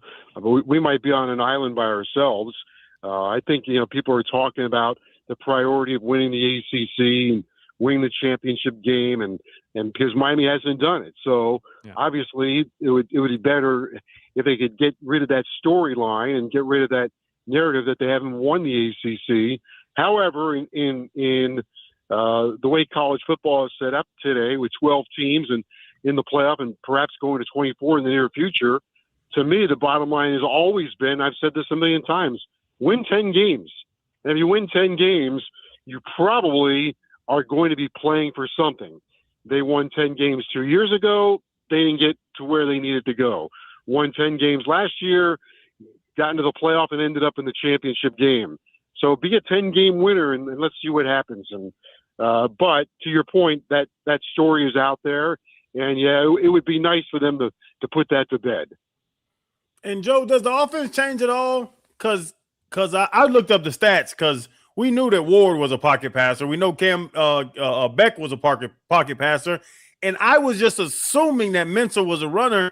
He didn't have a damn yard last year on the ground. Like, is it just Shannon Dawson's offense that they're running this year? Oh, yeah. I'm looking forward to seeing it, Channing. I want to see what Shannon Dawson does with Mensah, but I got a feeling, talking to Mensah today, I think fans are going to love him. He's really an impressive kid. He loves being here. He is going to orchestrate this offense. He's already become one of the leaders. He's gelling very well with the players. He's fit right in. I think fans are going to really like him. And he's very, very confident. And we were talking about a comparison to basketball, and he said, "Yeah, I played point guard." He said, "So you are a pass first player, right?" Yeah. He doesn't want to run. He buys time in the pocket. He throws the football. He throws it accurately. And you look at the games, some of his big games last year were his best games. Now, some would say, "Oh, well, Duke lost this game. The Illinois didn't play that well," or whatever. I look at his Clemson game. He threw for 366 yards, completed 65% of his passes in that game, and threw 4 touchdowns and no interceptions, and finished the season as the MVP of the ACC championship game and the MVP of their bowl game. I think he's going to fit right in. I think that this offense is going to be more explosive this year than it was a year ago, and they've got a lot of different weapons for him to distribute the ball to. Yeah, tell us a little bit about his personality, because we're not so familiar with him. And I remember, Cam Ward came in, he had a Hurricane swagger to him, right? He brought it to the NFL year one. Like, there's something about him. And I remember everybody, at least I was a little surprised by Carson Beck, because he looked like he was one of those guys that, I don't know, like, you can't read his face or whatever. And I remember everybody saying, he is a leader. Like, the players gravitate towards him. What kind of personality is Darian Mensah? Is he going to be like this rah-rah guy? Is he the de facto team leader already? I don't know if he's the team leader yet, Hawk, but I do think you're going to really like him. You should get him on the show. He's going to be great. He's got a really good personality. I think he is very calm. Very confident, I should say, very calm in the pocket, but his personality is he's a very confident person. When he walks into the room, he's going to command a room. He's going to command a huddle. He's going to be able to help command this team with Mark Fletcher. Probably you hear that line all the time about the best teams, the player-led teams. Well, this certainly is a team that can live up to that, because they've got some guys that are setting a standard. Right at the top of that list would be Mark Fletcher, but Fletcher and Mensah combined have great personalities. I think very infectious. Both guys got $1 million smile. Both guys understand how good they are, how good they want to be, and they have, I think, dual agendas. They got this team standard they want to set, but both have their eye on another prize as well, which Ward and Beck were able to take advantage of, and that's to get to the NFL. And I think Mensah's probably in between, somewhere between Beck and Ward, but I think he's going to be really good. He can throw the football. He throws the football with authority. I think he's got good chemistry with his players. I'm just really looking forward to watching him play. And Joe, Malachi Tony, if I was Mario Cristobal, I would put him in a tub with cotton balls and just tell him, come on out for Stanford and FAMU. Like, what does Malachi have to prove? Or do you believe in that connection? Like, him and Mensah have to find something and figure that thing out with the, receiver quarterback combination? Well, I would probably be with you, Channing, and tell Malachi, hey, you're good. Stay on the sidelines here for a while, but he's not wired that way.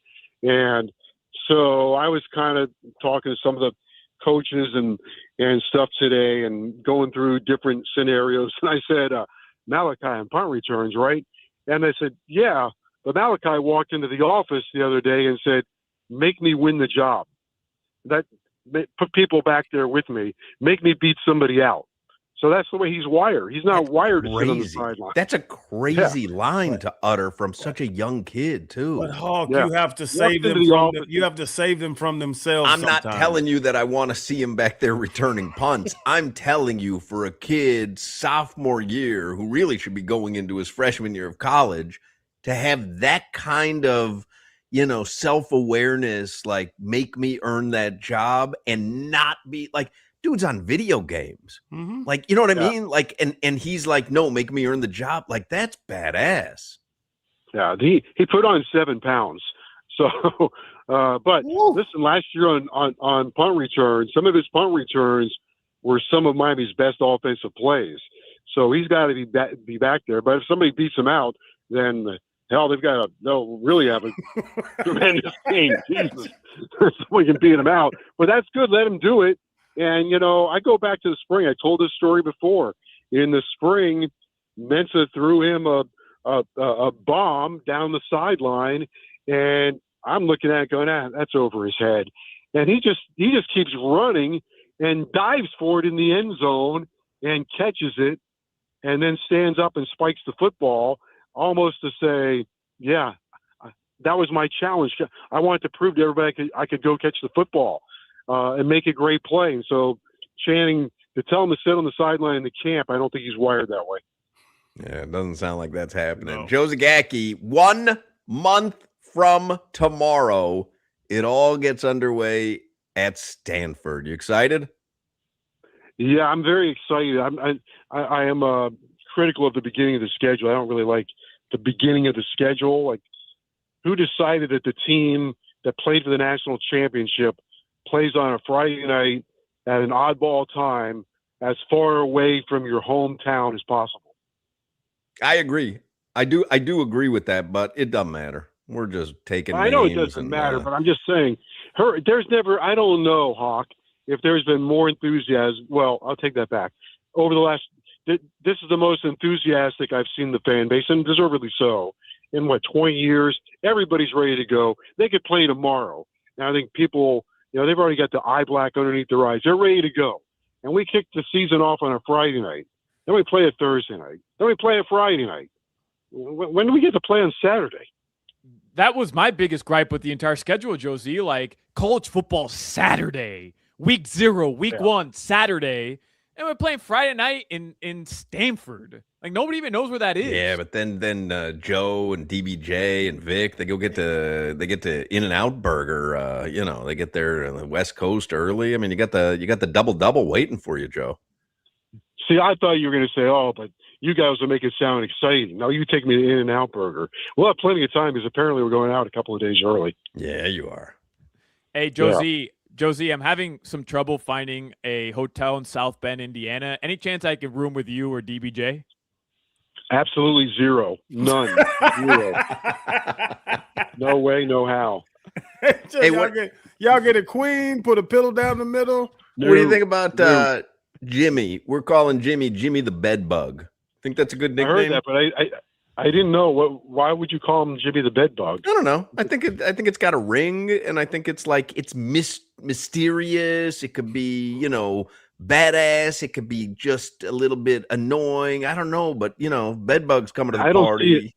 I don't see Bed Bug as intimidating. I see Bed Bug as disgusting. So you putting a bad.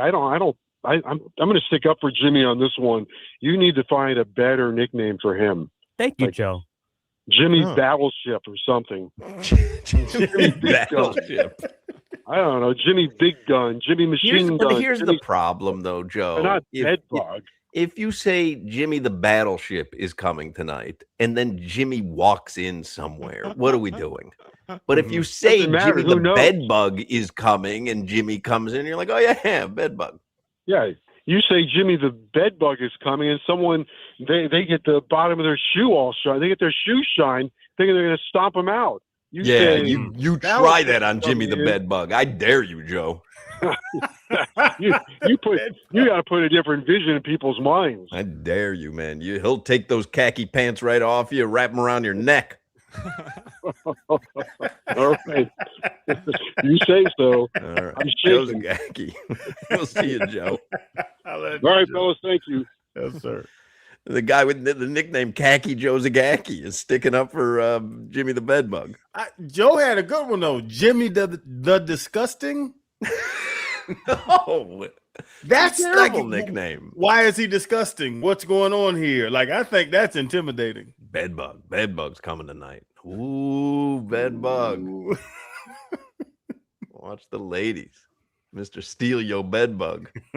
Yeah, Jimbo. Show him All that right, 4 vein. o'clock hour is coming up. We have a lot of stuff to get to. No better way to spend a summer day than at Gulfstream Park in beautiful Hallandale Beach. They have live racing every Saturday, Sunday, and Mondays now through August 31st, through the end of the month. Monday racing features on-track giveaways, a $500 drawing, new wagers, and food and drink specials. $3 Mondays at Silk Simulcast Center features $3 cheese pizza slices, $3 soft pretzels, $3 hot dogs, and enjoy $3 Bud drafts at the Breezeway Bar. So you got live racing Saturdays, Sundays, Mondays at Gulfstream. Make reservations in 10 Palms Restaurant and enjoy prime seating and dining while overlooking the track. 10 Palms is open Saturday, Sunday, and Monday throughout the summer as well. And by the way, Gulfstream Park, I've been talking about this. They've got something new and exciting at 10 Palms, Bet and Brunch. It's a wagering tournament, and the next one is this Saturday. So you get to enjoy the brunch buffet at 10 Palms, do some wagering, a little contesting, live racing, and the opportunity to win some incredible prizes and money. Bet and Brunch, Gulfstream Park, this Saturday. Sign up right now at gulfstreampark.com. Just click on events. The next taste at the track is August 29th. It's going to be Taste of Havana. You can get info at gulfstreampark.com. And I always tell you, just make it a day at Gulfstream Park. You get some beautiful South Florida summer day and some betting on horse racing and enjoying the great sights and sounds at Gulfstream. Really is fun. Get all the details at gulfstreampark.com. You're listening to the Hawk, Crowder, and Solana Show. Are you wearing khakis right now, Joe? WQAM broadcasting live from the Ed Moore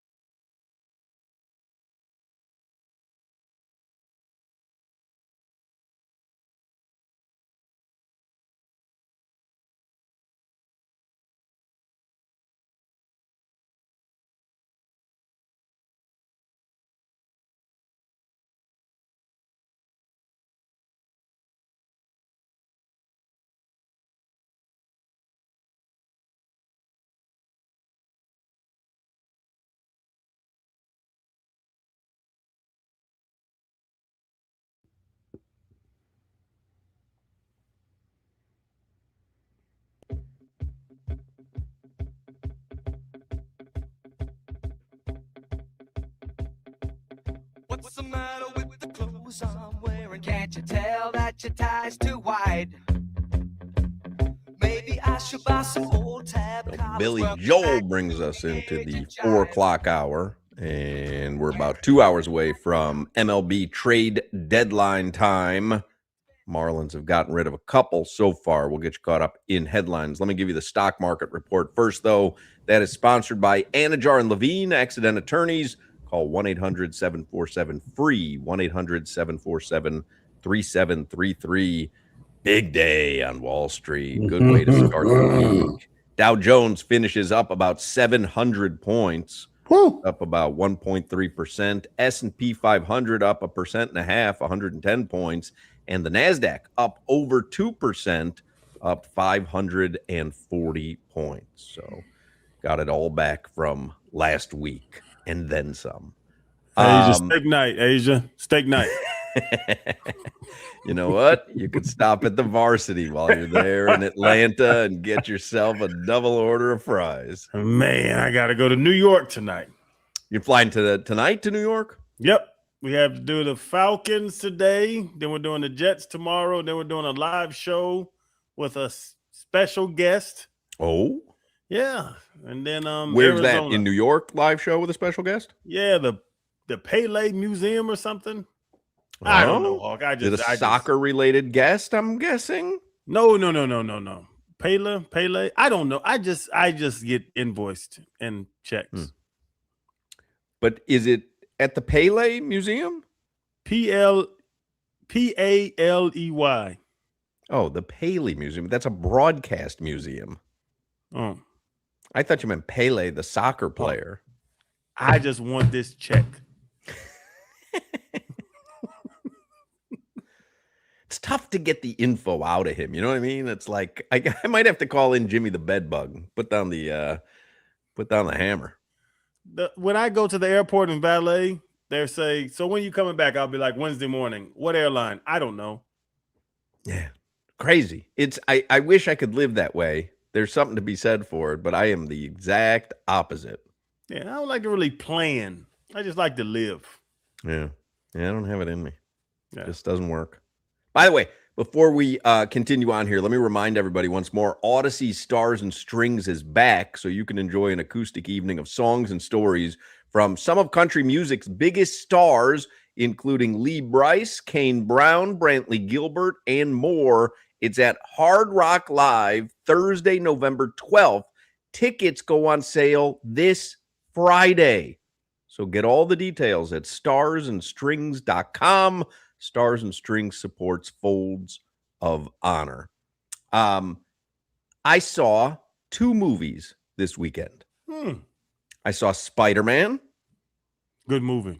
I did. And as well. I saw 72 Hours, which is the new Kevin Hart, Marcelo Hernandez movie. Decent movie. And I know you're going to think this is shtick. I thought 72 Hours was better. Oh, my goodness. I did. Okay. And because even, Appel and Whittingham think I have, when I told them I had just finished 72 Hours, Appel said, "Can't wait to hear you tell me how it's the worst movie you've ever seen." I thought it was unbelievably funny. It was frat boy funny. It was fun.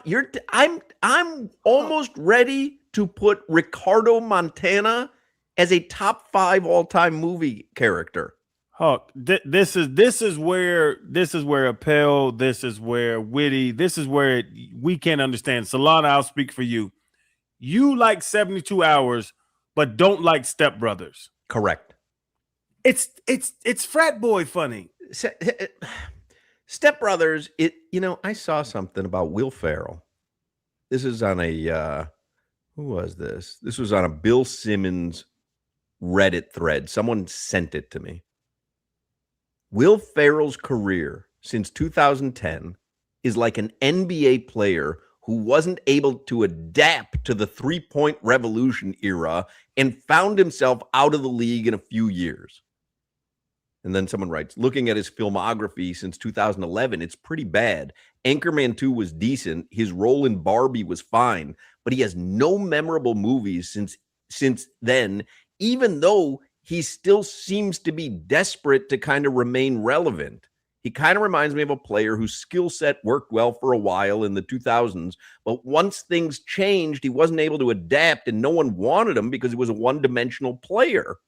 Almost all of his contemporaries, Paul Rudd, Steve Carell, Ben Stiller, Jack Black, were able to do well in much different roles. Even Vince Vaughn did okay as a dramatic actor for a little bit, but Farrell proved he couldn't really play any character besides the loud man-child, which is what he plays every time.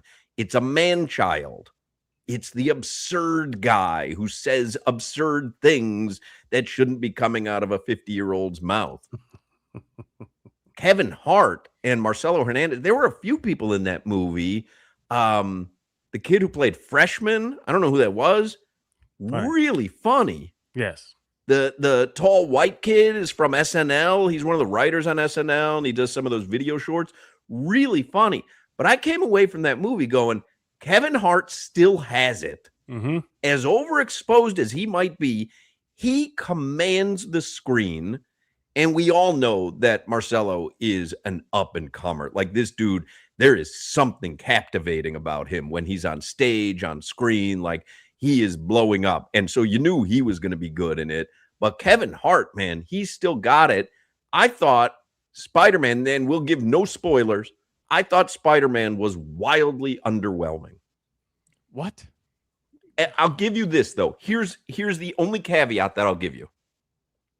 I wanted to see it on the XD screen, which is almost the size of IMAX, right? XD at the Cinemark in Boca. It is a huge screen, the best sound system. The only time I could get tickets was Saturday, 12:30 in the afternoon. A nooner, that's right. So already it's not conducive to a movie. I like seeing movies at night. I can't tell you the last time I've gone to see a movie during the day. And the only tickets I was able to get was row 3, the absolute corner. So my wife and I watched this movie like this. Yeah, we're cuddling.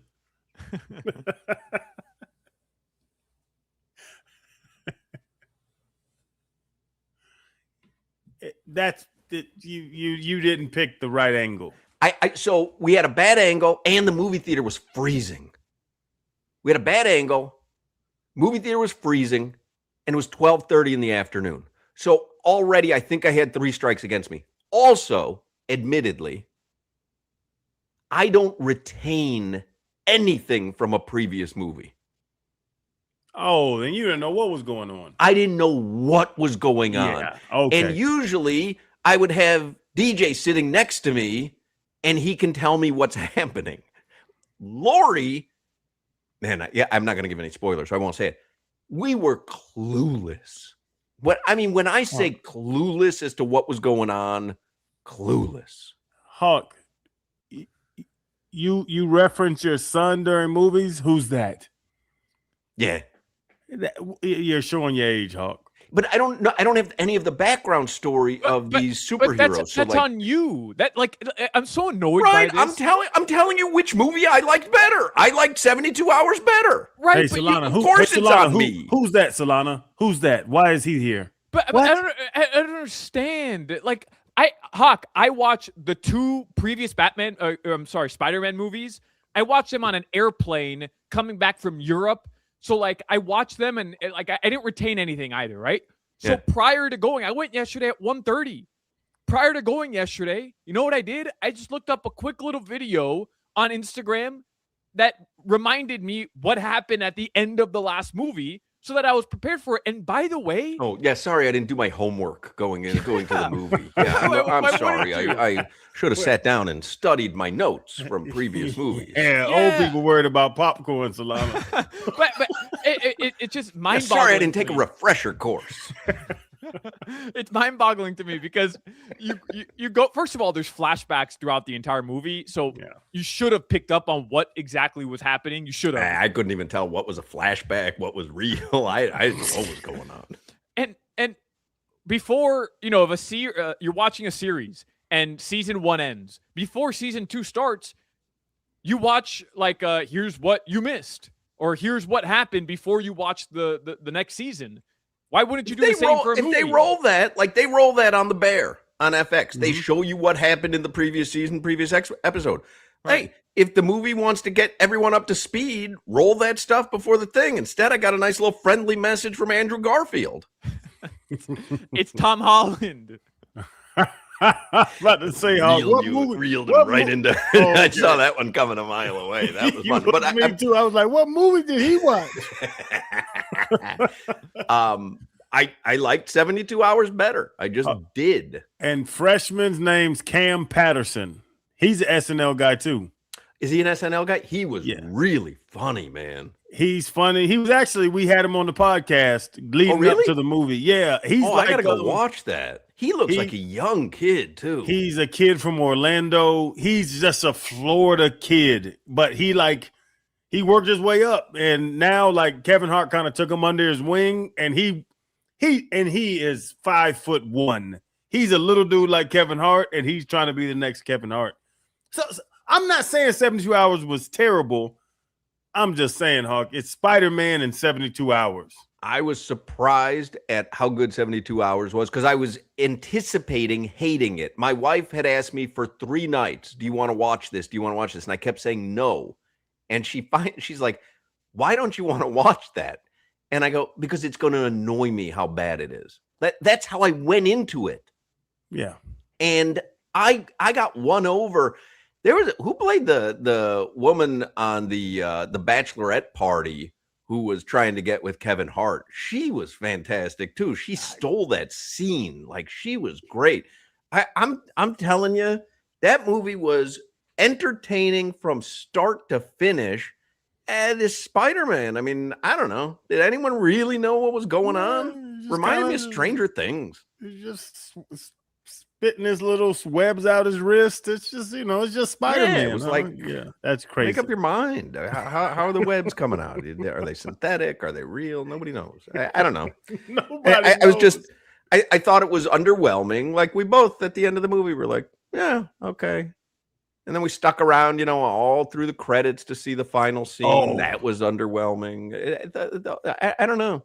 This new goofball stuff, when you have to stay till after the credits, I can't stand this new movie stuff. You have to.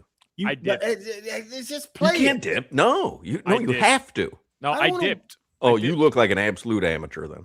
Yeah, you got to stay. They don't even turn the lights on. Yeah, I stay for the post. You have to. There we go, Bedbug. It's on Twitter. See, it's easy. It feels right, doesn't it? It does. Okay. DJ is actively working on a Jimmy the Bedbug shirt right now. Bedbug. Man, that's smooth. I like it. You got me now, smooth. I'm telling you. There's something about it. Jimmy the Bedbug. Everybody wants to hang out with Jimmy the Bedbug. Mm-hmm. That'd be a good villain on the Spider-Man movies. Better than whatever they had going on in this one. I don't even know who the villain was.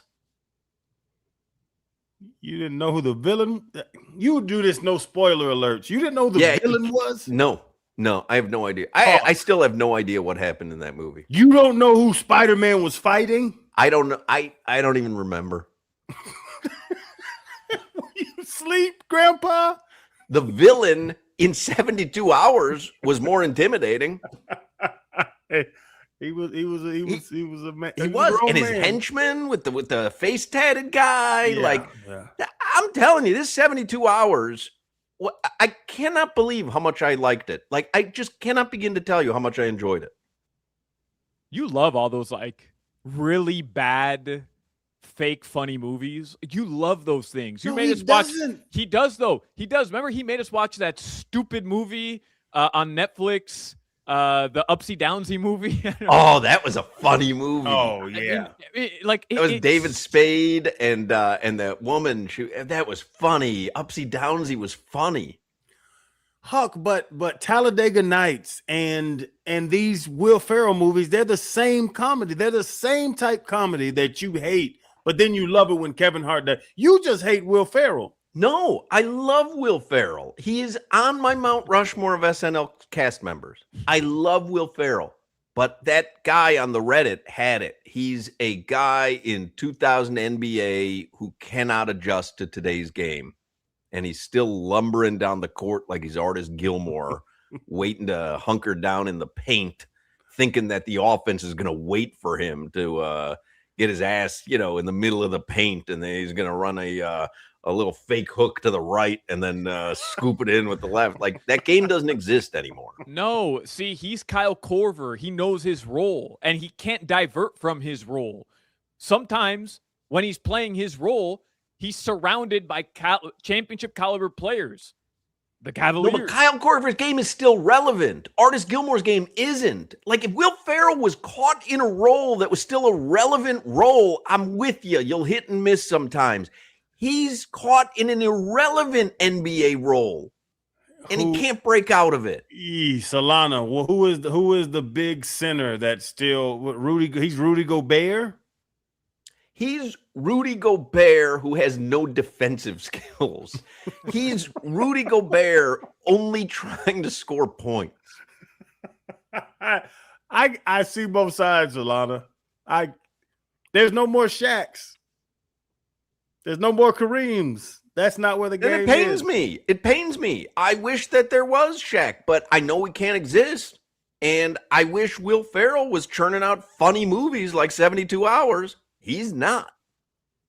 He'll hit, though. He'll hit on a movie soon. Like, this is the way it works. He releases 33 really bad movies, and then he delivers on a classic. He got to run back Ricky Bobby or Step Brothers. Oh, for sure. And they will. He runs that back. 72 Hours, Solana? No, I'll go watch it for sure. It's but really funny. I believe you. I believe it's very possible that Spider-Man, of course, rated out at 90% on Rotten Tomatoes, 98% on the popcorn meter. Yeah. And by the way, Spider-Man also literally is the highest grossing weekend box office film in the history of American cinema. Lemmings. It broke the record yesterday with $360 million. Compared to 72 Hours, which has a 15% tomato meter and a 49% popcorn meter. And my guess is the 49% of people who liked it is just you on Rotten Tomatoes. Did you like Project Hail Mary? It was terrible.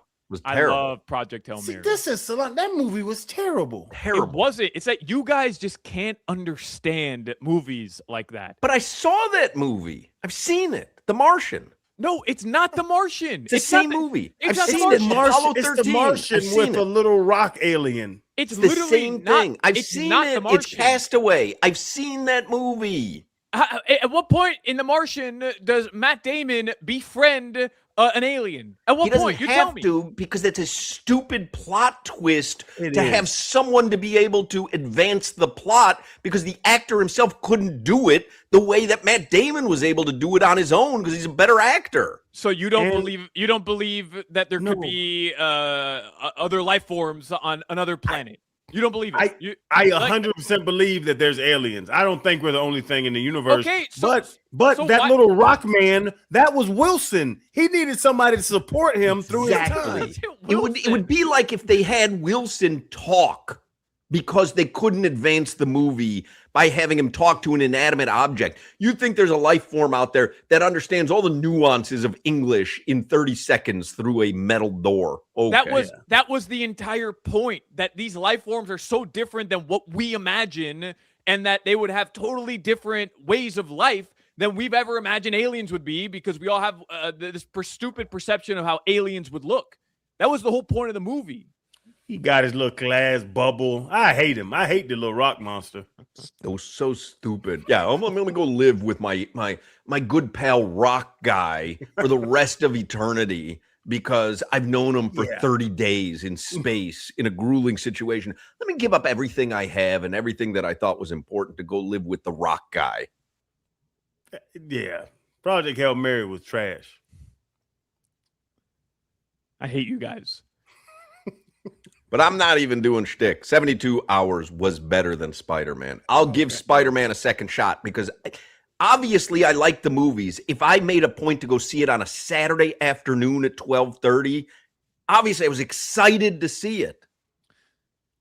I was coming on today with two observations from Spider-Man, two things I wanted to share with you both. Number one, prior to this movie, I like these Tom Holland Spider-Man movies, but I thought Tobey Maguire, best Spider-Man, OG, the Those are the best 3 Spider-Man movies. Nothing could top that. I left the theater yesterday with a change of heart. I left the theater yesterday saying these are the best Spider-Man movies, Yeah, they're in my great. opinion. He's great. Yeah. Zendaya's great. Like they're great. They really are. The entire cast of The Bear, they're great. Mm-hmm. Pulp Fiction. But number 2, I guess the Stranger Things girl. I don't know her name. Sadie Sink. Yeah, she's in the movie. I didn't know that. I didn't know she was going to be in the movie. When they No show spoilers. her, No spoilers. no spoilers. No spoilers. She's in the movie though. I mean, anybody could look that up.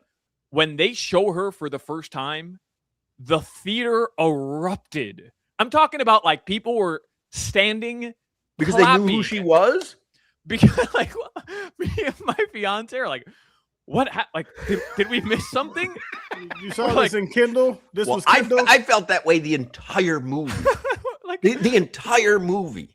and then they clapped at the end of the movie. Like, Oh, get over our yourself, theater weirdos. erupted at the end of the Yeah. movie. Like, what Our are we theater doing? erupted at the end of the movie. Who are they praising? The lady putting the stuff in the machine in the back? I don't know what happened. Like, But I think it's like great. that. I like clapping after a movie. I'm just Who telling are you. you Lori and I clapping sat for? and clapped at the end of 72 hours. We were on our couch, but we were sitting there. We were like, You think Kevin Hart heard that? well, I wanted to do it. It made me feel good. I mean, they in the middle of the movie, a new character, cool. Like, oh, I reckon. No spoiler. I'm not spoiling it. Well, you She's in the kind of movie. are. Why? I'm not. She's in the movie. Like she's a character in the movie. There Everybody you that's go gonna go again. watch it knows. I don't understand. Why are we clapping just because now she's there? Like, So you people didn't are- really like it either. Well, no, I didn't like the people I'm watching the movie with, Nah, you didn't like it. and I'm glad You to don't have li- you on my side. you don't like Headlines new brought to you characters? by Doral Kia. In Miami at a Domino's game, you'll always find your abuelito and maybe Sadie Sink. And whenever you want a low price, you save with your Pricito. Save with your Pricito right now at Doral Kia. I thought I missed something. Like people standing. I felt that ovation. from minute one. And for the first time in my life yesterday, I ran out of a movie to go pee because I couldn't hold it anymore. Fellas, I'm getting old, man. I'm cooked. I left that movie to go pee. And I wanted to old check are my you? phone too. I was bored. I'm 32. That's never happened to me before. Oh, man. Solana, wait till 43. You peed 12 times at night. Bro, I mean, it's 40 minutes into the movie, and I'm starting to get uncomfortable. I'm like, I think I'm going to pee my pants. Yeah. So I ran out, came back. I only missed 3 minutes of the movie, but then I'm like, hey, babe, what happened? What'd I miss? She's Yeah. like, oh, Well, F off. I wouldn't have been able to answer. Yeah, boy. Watch how much sleep you get in 10 years. Literally had no idea what was going on in that movie. Where's the song? Spider-Man, Spider-Man does whatever a spider can. Spins a web every time. Catches thieves just like flies. Look out. Here comes the Spider-Man. Does that song rhyme? Yeah. And it's a banger. It is a banger. Like, where's Crime- that song? Crime and flies? But what do you think? You're watching Wicked? Like, What do you mean? They're not breaking out into a musical. Like, No, they have plenty of music in that movie. Where's his theme song? when do you want them to play the theme song? When he's spinning the webs and going through the city. That everyone else. What other time would you play it?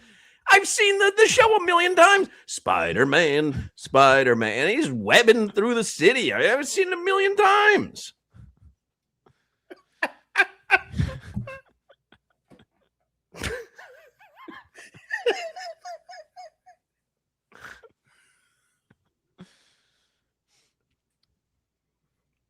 So all the flashbacks. Let me just get this straight. All the flashbacks in the movie. Solana, This you is the didn't first understand. I'm hearing that there were flashbacks.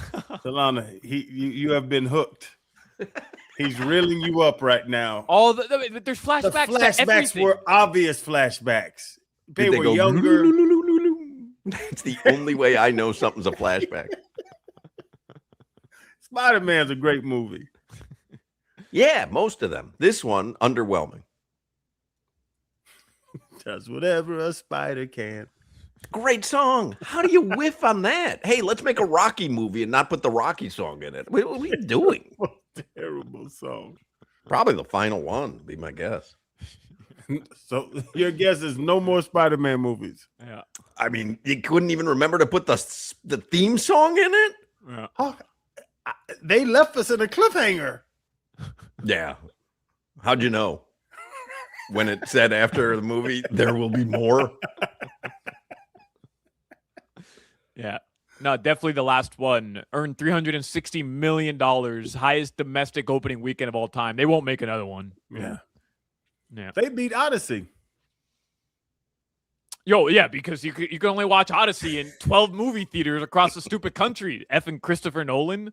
I'm driving to Fort Lauderdale. I'm driving an hour and a half at 8 in the morning or 6 in the morning on August 30th. It's August 3rd. I got to book a ticket August 30th, a month from now, and wake up at 6 to be in Fort Lauderdale by 7:30 to stand in line to go watch a stupid movie. That's why nobody's watching that movie. Yeah. It surprises me that Kendall doesn't have an IMAX. Oh, okay, Davey. Oh, big bad Davey. Okay. Have fun at Cowboys tonight.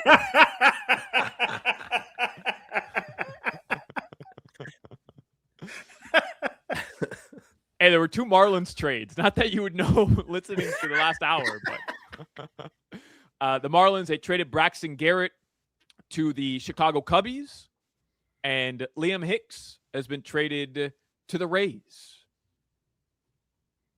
All right. Mm-hmm. Braxton Garrett had a moment with the Marlins. Did. Should get Tommy John. Maybe we'll have a resurgence. Do we just trust Peter Biddix now? These two moves don't bother me at all. Liam Hicks, like if you can get something for him, you've got Joe Max, so you're good to go. And Braxton Garrett, like, like I said, he had a moment, but that was it. Yeah, we jumped on Bill Zito now. Obviously, 2 Stanley Cups. We already trust Pat. I just don't know if we have that trust yet. I mean, it's worked out pretty well this season. I'm not going to lie. Yeah. They're ahead of schedule, aren't they? Like yeah, even last year in July, not being out of it this year. I mean, I don't know. Nobody was expecting the Marlins to do anything. They're a game and a half out of the wild card. Yeah. They better not get rid of Xavier Edwards. So I'll tell you what, like I said, in the next hour and a half, if I see something come across with Otto Lopez, Xavier Edwards, or Kyle Stowers, I'd be upset. All right, guys. Your weather in South Florida. No Marlins game tonight. By the way, they're back at it in the ATL. Well, there's tomorrow. a new MLS commissioner. Yeah, our guy Don Garber was his contract was up next year, so he's been stepping down. Oh. Larry Berg is the brand new MLS commissioner. The hick from French Lick, Larry Bird. Hell of a power forward. No, Larry Berg. Oh, Berg. My bad. Yeah. Take it back. By the way, Inter Miami, they did end up drawing 2-2. Leo Messi was back against Columbus, his first action since the World Cup. Leagues Cup play begins Wednesday. Group play. They're going to play 3 here at New Stadium. They host San Luis. Oh, this new stadium. We don't have time, but drive. Don't like if you want to go to the game Wednesday, leave your house now. Yeah, maybe you'll make it by game time. Bad, bro. No good. No good. No good. But I saw you tweet that out, the ingress, egress, and people were just like, hey, take the train, dummy.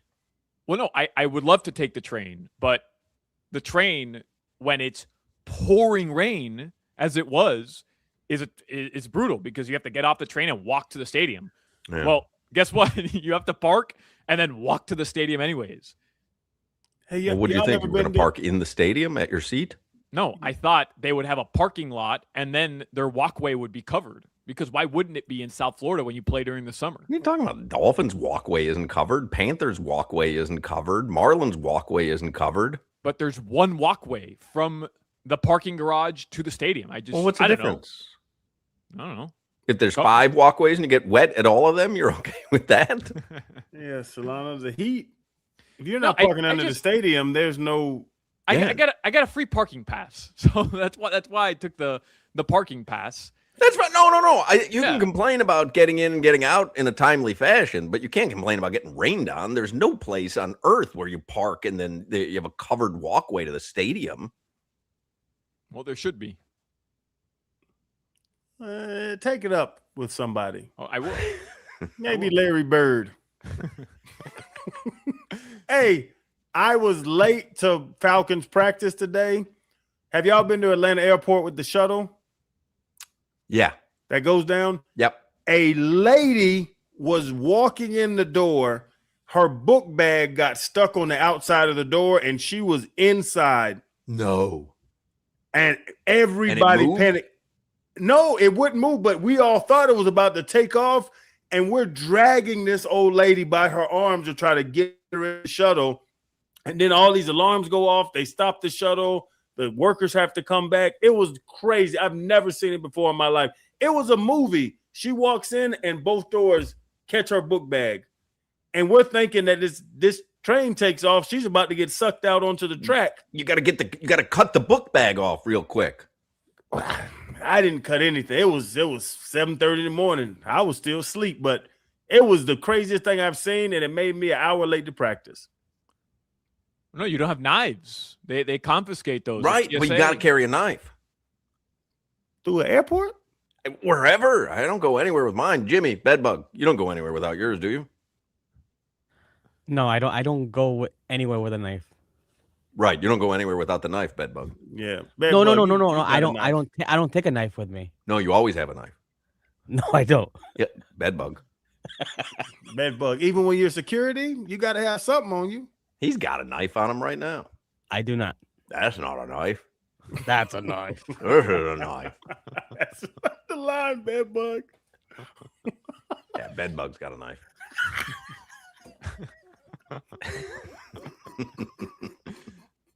Your weather is brought to you by Tornado Roofing and Contracting. Don't wait until the next storm hits. Get your free roof and window estimate today. Call 954-968-8155. It is pouring rain everywhere. Yeah. That's your weather. All right.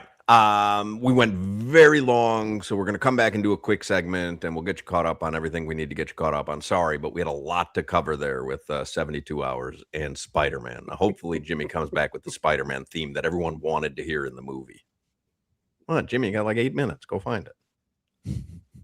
Bedbug. Bedbug. Actually, it doesn't matter. Nobody cares. Come back with a Zendaya song. Is she a musician? I don't know what she does. No. She's not? She's an actress. Oh, I thought she was a musician too. No. All right. Learn something new. Well, how does $30 million in guaranteed prizes sound? Sounds pretty good to me. $30 million in guaranteed prizes. You can cash in this football season in Las Vegas with 3 Circa sports contests. Entry starting at $1,000, all with no rake. We'll start with the Circa Million. 18 weeks of point spread action, 128 ways to win. Then you've got the Circa Survivor. Pick one winner each week, last one standing wins. And then it's the Circa Grandissimo with a $100,000 entry. You enter in Nevada, but you can play from anywhere. That's $30 million guaranteed. Visit circasports.com for all the details. You're listening to the Hawk, Crowder, and Solana Show. I think I am the world's biggest Erling Haaland fan. He's got a head of hair that I would give Clayton McCullough's left leg for.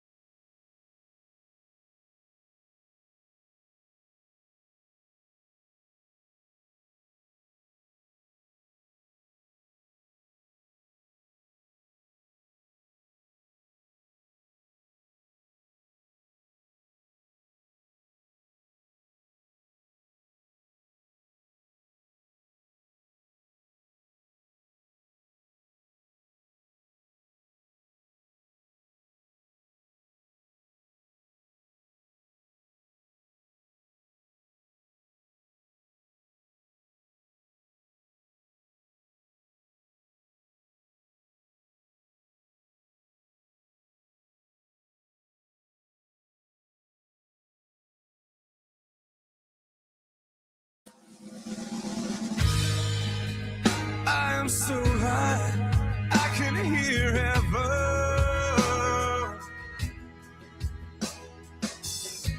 This Spider-Man? I'm so high. This was from the Tobey Maguire Spider-Man. Oh. Who is this? What is it? It's the lead singer from Nickelback. Oh. Well, this stunk. Yeah.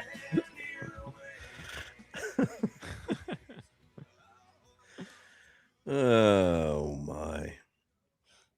All right, so nothing doing with a big Marlins trade, right? I mean, we'd all be happy if they kind of stand pat, I would imagine. Nothing yet. Still about an Hour hour and 15 minutes left. Yeah. Here's something I read regarding the Dolphins. We were talking earlier in the show about Solana's optimism for the season, which again is great. That's my usual tract. I just don't see it happening this year. From Bleacher Report, it said, will the Miami Dolphins overcome the odds in 2026? When the Miami Dolphins take the field on the road in Vegas, week 1, all eyes will be on new general manager John Eric Sullivan's revamped roster. Gone are plenty of high-priced, aging veterans, replaced by 13 new rookies, assuming they all make the team, and several under-the-radar free agent signings. With all the turnover happening in Miami Gardens, expectations from national sources are extremely low.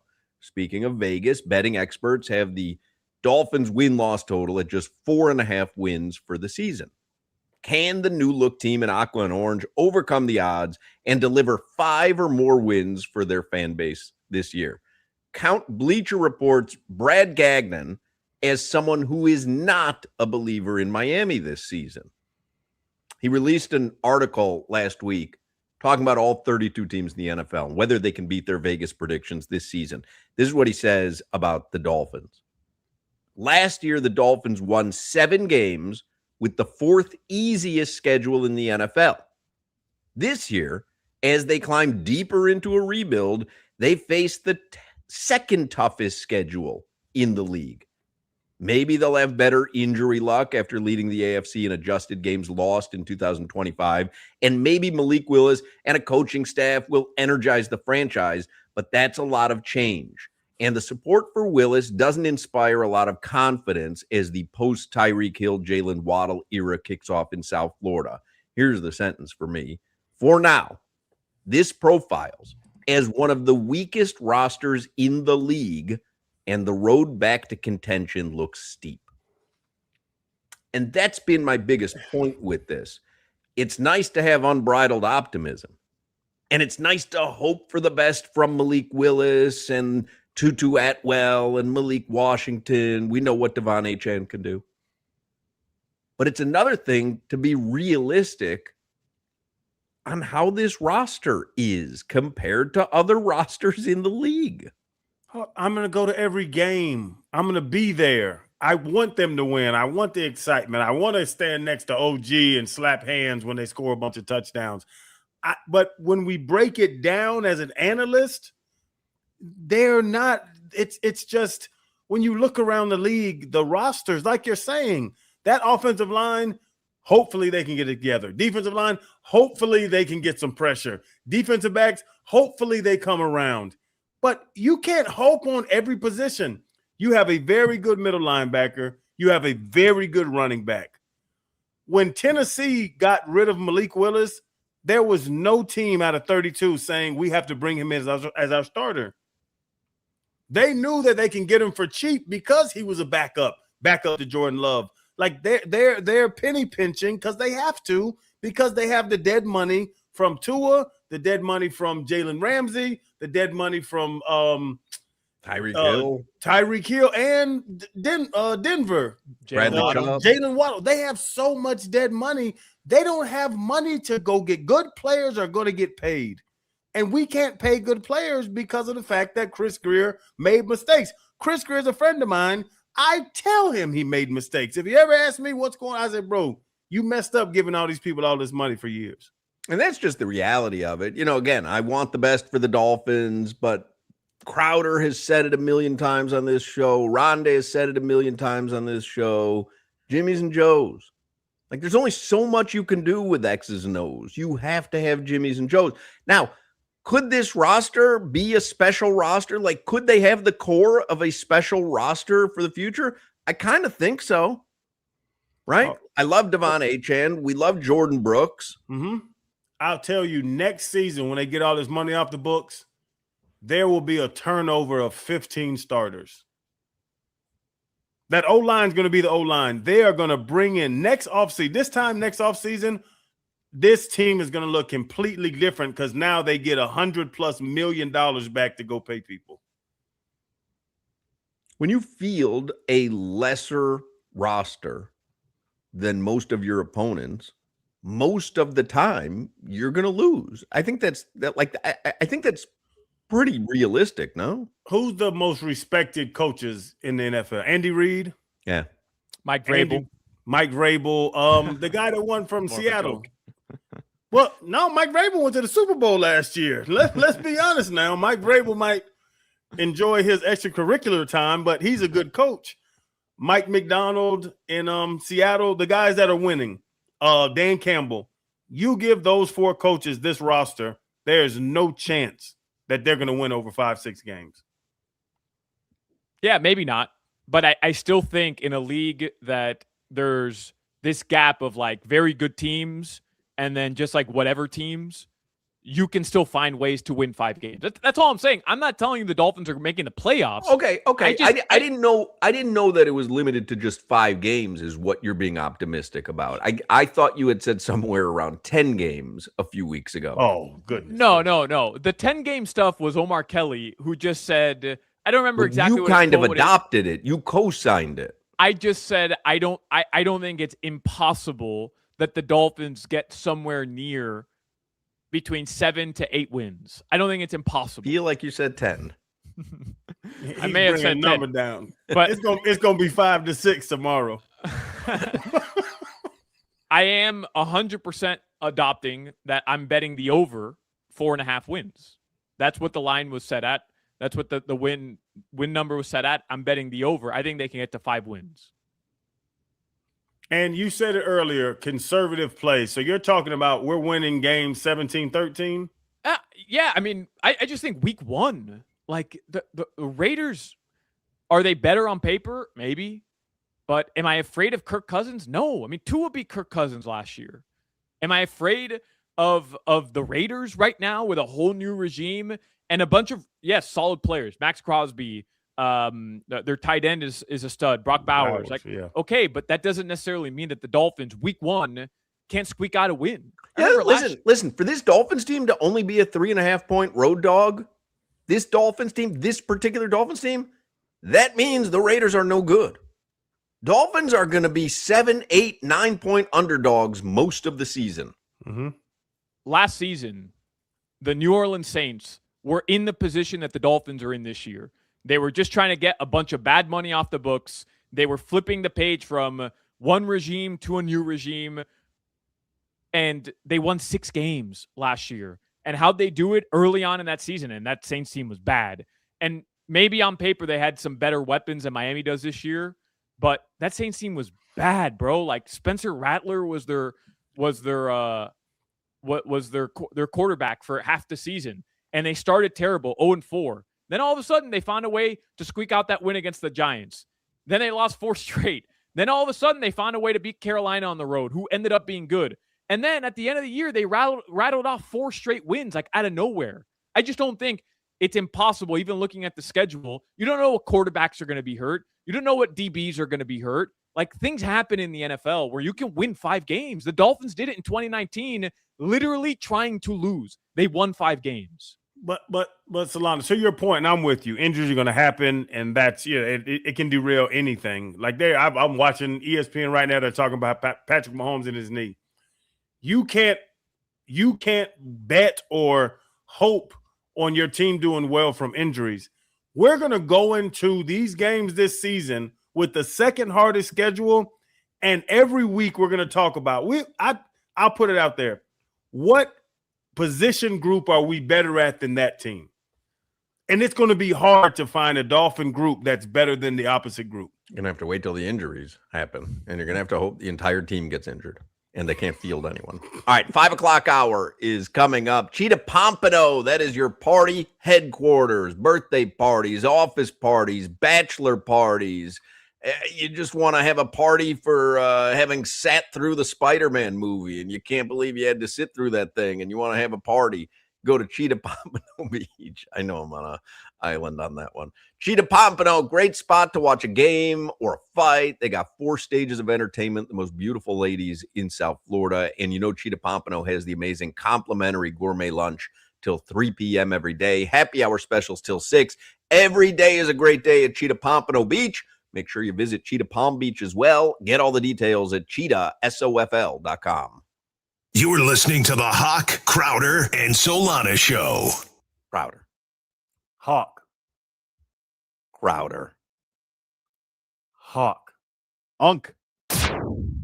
Base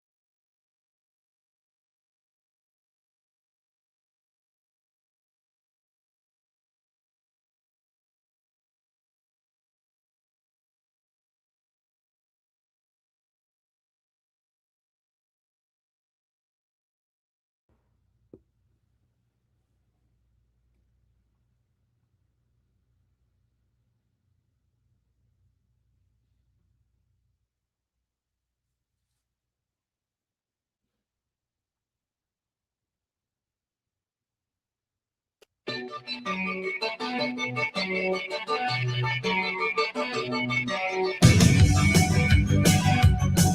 right, we'll jump right into headlines for the 5 o'clock hour because there is less than an hour left for MLB trade deadline. Marlins have made a couple of moves, nothing seismic as far as I'm concerned. By the way, I told you earlier, Jay Cutler on this day 9 years ago left his Fox NFL job for the Dolphins quarterback job.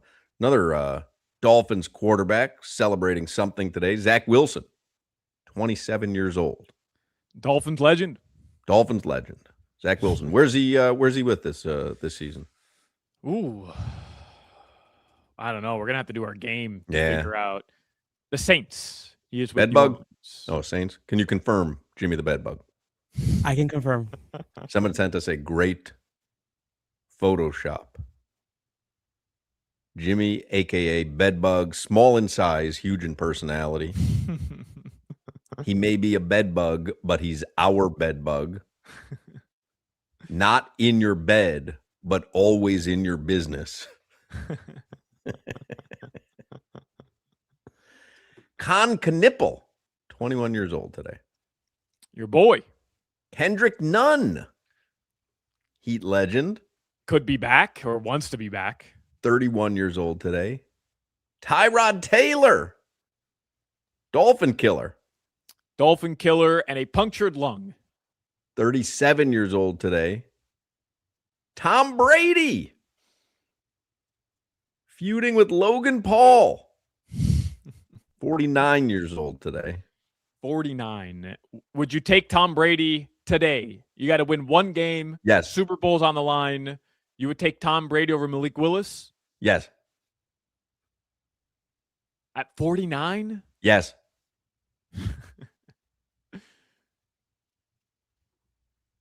Martin Sheen is 86 today. He was very good in all these Spider-Man movies. Is he in Spider-Man? I think he was. No. Not the current one. Which Spider-Man was he in? He was in like what are we doing by numbers? Oh, no, I think you're right. Wasn't he in the original Spider-Man? Wasn't he? He was the uncle. Spoiler alert! Right? Yeah, he's the uncle that dies. Yeah. Yeah, the Bedbug. Garfield Hey, take it Spider-Man. back, Bedbug, because you looked at Yeah. me and you went, no. No, because I didn't think he would. Well, to be honest, But I've I was never seen right. Amazing Spider. Okay, you're right. I was right. Was I not right? Okay, yeah, Well, you're then right. take it back. Okay, I do take it back. All He's right. Uncle Ben. He's Uncle Ben. No, that was when the Spider-Man movies were good. I think they played the song. It was with Andrew Garfield. He was Uncle Ben with Andrew Garfield. Marv Levy, former Buffalo Bills coach, 101 years old today. I think he was at that autograph signing convention in Chicago, the big one this past weekend. I think he was there signing autographs. He is in incredible shape. He's completely got all his faculties. 101 is crazy, man. Crazy. I I'd take didn't him over Malik Willis to win a game. I didn't know that he was a World War II veteran. I didn't either. I looked that up today. I just looked him up today because I'm like 101. I mean, that's crazy. And just to double check that, the website I get the birthdays from was right. Mm-hmm. And I saw, he was a World War II veteran. He never got deployed, but he was, an active member of the military during World War II. That's crazy. If you think about it, this dude's 101 and he was in the military during World War II and he's still alive. Always amazes me when they do like the Heroes Among Us at the Florida Panthers games. Yeah, Panthers games. All right, let's do headlines here before Jimmy the Bedbug gets me angry again. There's Jimmy the Bedbug. There's the Photoshop. I love that. Small in he size. may be a bedbug, but he's our bedbug. Yeah. Well, it jumped down my throat about Martin Sheen being in the Spider-Man movies. I mean, I honestly did not know he was in a Spider-Man well, movie. I know that, but just based on your reaction. There's no way Jimmy woke up this morning knowing that you would have a new nickname he despises, ready to go. But you really shouldn't despise it. I think Jimmy the Bedbug happens to be a cool nickname. I really do. It is horse muffin. I think it's got something to it. Like, it's not like, oh, Jimmy the Forehead. You know what I mean? Like, no, but that would be overtly insulting. Like, I think Jimmy the Bedbug is kind of cool. Yeah, it's like it's endearing almost. Yes, our little bedbug. No, but I think it's a tough thing, like a bedbug.